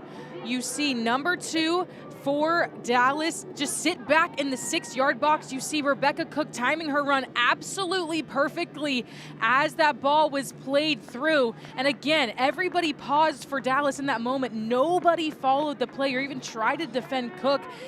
Even if it was a foul in that moment, nobody tried to put anything on her. And she just slipped that one right in the back line. 2 changes as well for Brooklyn. Samantha Rosette and Sophia Lewis come in. Cujo and Hill come out. Great look there by her crew on what happened in that last sequence. But in the end, frustration for Dallas, leading for so long, giving up that goal in the 83rd minute. That is the 6th goal that Brooklyn have scored after the 81st minute this season. Over the top, this ball rolls in. Bodies collide, and it's out for a throw.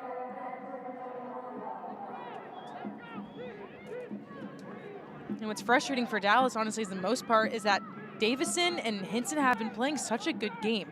They've done very well being disciplined on the defensive end. It just took one moment off, and that is really the game changer in soccer sometimes. It can be a brutal game when it comes down to those finer details. Hinson charges in. Hinson hammers. It doesn't put it on target.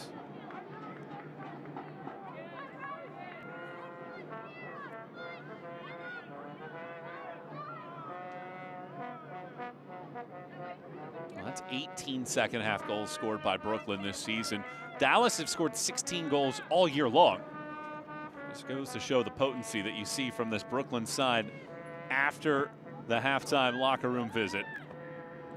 And it's that relentless energy that they refuse to go down. They will play until the final whistle.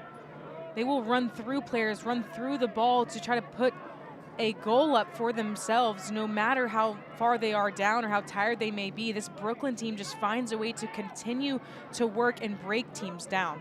How big was that post that Strawn hit with her head in the 77th minute that could have made it 2-0 at the time?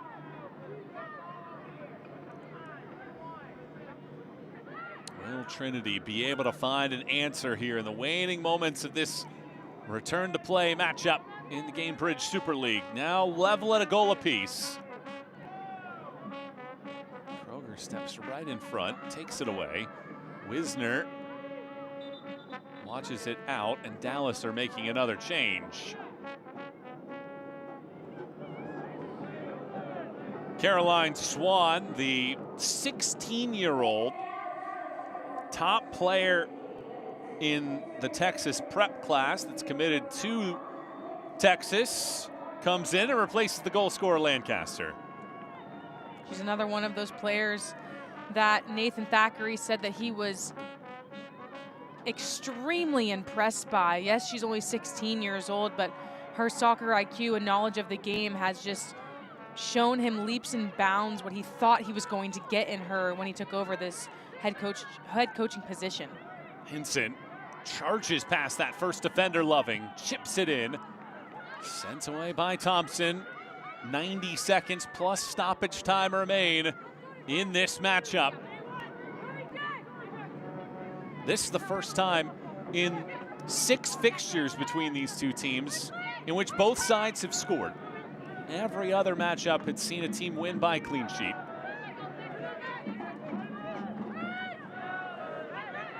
Michael, there's an update in the Sporting Jacks and Carolina game. Sporting Jacks up 1-0 from a Jade Pennant goal, assisted by Paige Kenton. Paige Kenton's a player that we're definitely going to keep our eyes on here in the second half of the Gainbridge Super League. She's come alive for Sporting Jacks in that first half.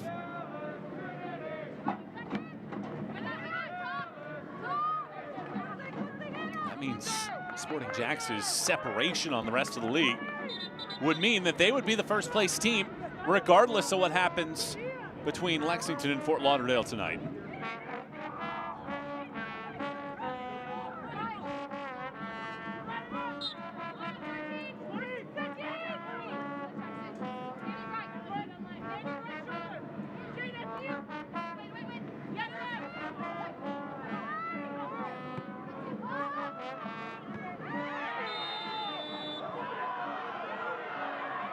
Foul on Wisner. Fans getting restless here. Brooklyn leads 12-5 in shots. We'll have 3 more minutes to go. 3 minutes of stoppage time here in Dallas.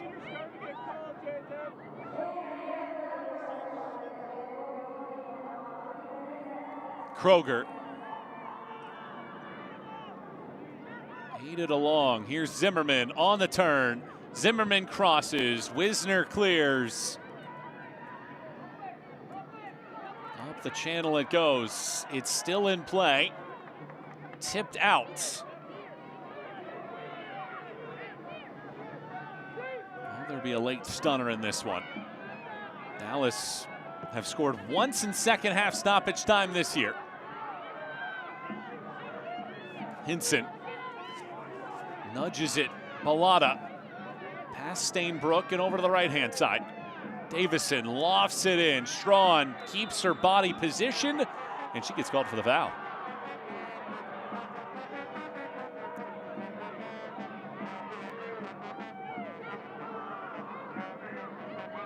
Desperation kind of kicking in for Dallas as the time ticks down.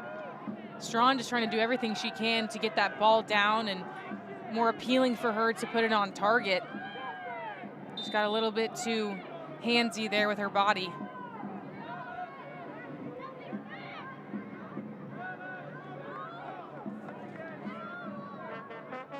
Brooklyn have scored once in second half stoppage time. That was a 91st minute goal. And now we get a head injury here that stopped play. Celie Strawn, the one that picks up the knock.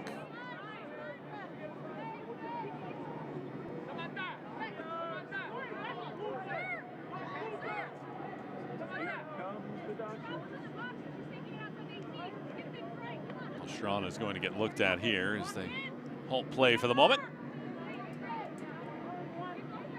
Through the proper protocols here. Lancaster scored in the 58th minute. Strawn hit a post in the 77th. Otherwise, it would have been 2-0 Dallas. And Markovic found a late arriving Cook who hit the crossbar in her first chance, but it fell fortuitously right in front of her feet, and she made no mistakes the second time around to level a score to goal apiece.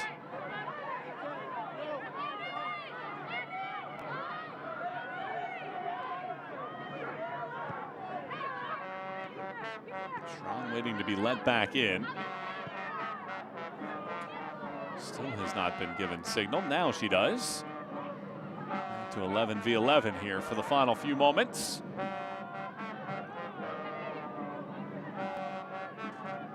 Good run here. Bobbled by Dulaney.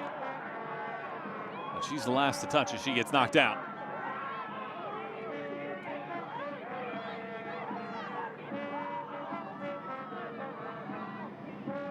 It is a final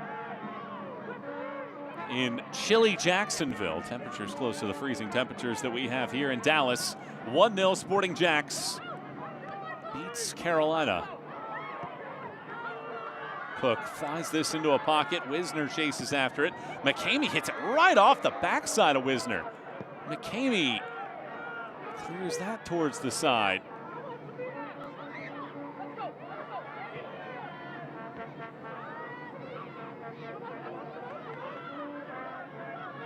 Well, with the injury to Strawn, we knew we were going to go past that 3rd minute of stoppage time. But now the question becomes, how much further?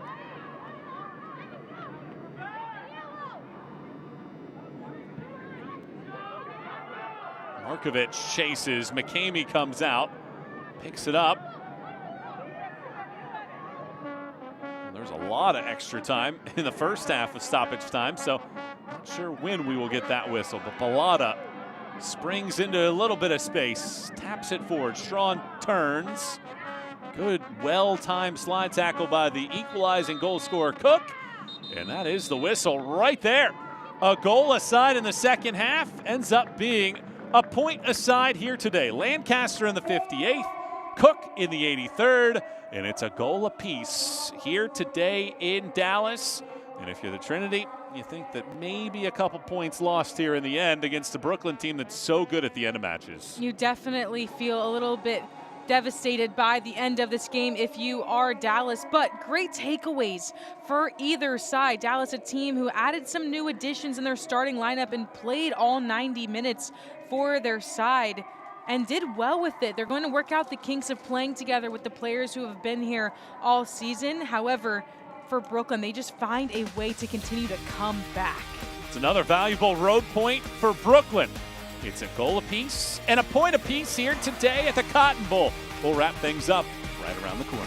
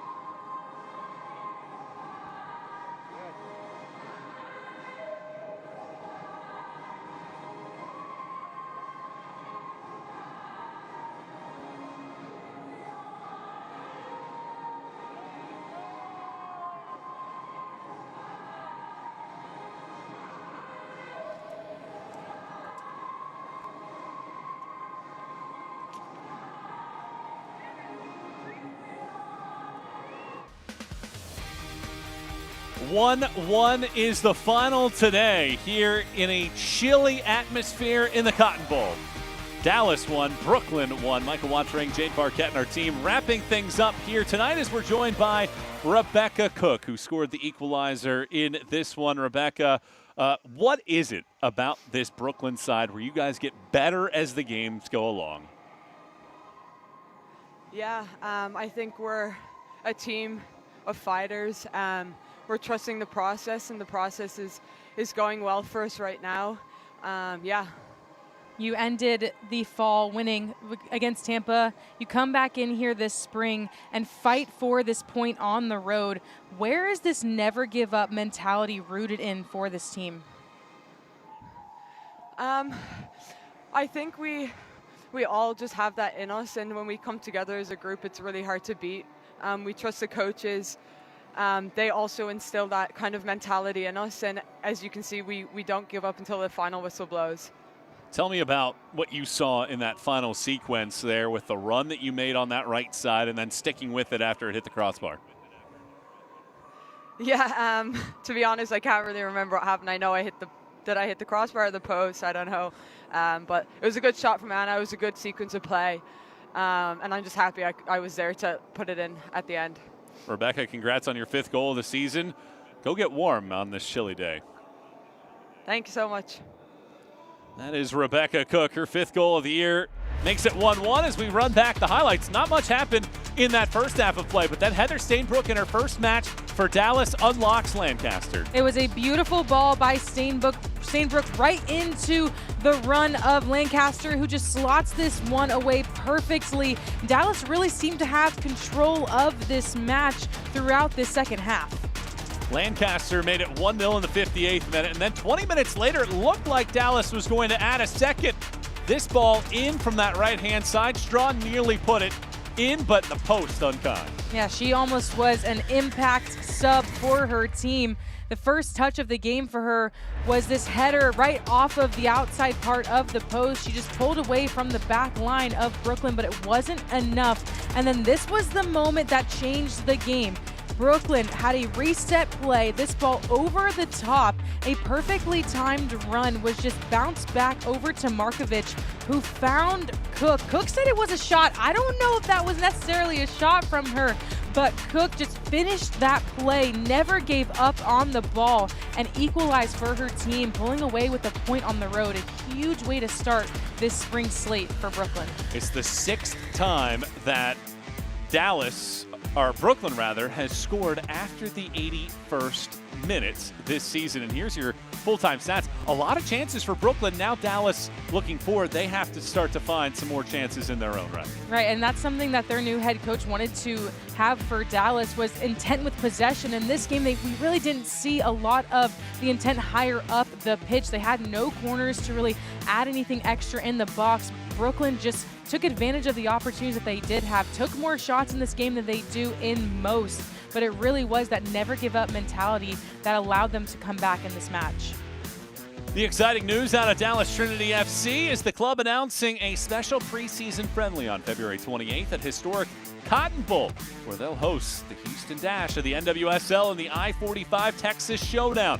If you want early access to tickets and exclusive benefits, you can sign up now by scanning the QR code on your screen or by visiting DallasTrinityFC.com/TX Showdown. Well, it took a little while for things to get warm here in the Cotton Bowl, with temperatures freezing here in the Lone Star State. Scoreless at halftime, and then scintillating action in the second half. Lancaster in the 58th. Cook in the 83rd, and it's a point apiece for these two teams as the second half of the Super League season is underway. For my partner Jade Barquette and the rest of our team, I'm Michael Watring signing off. Good night, everybody.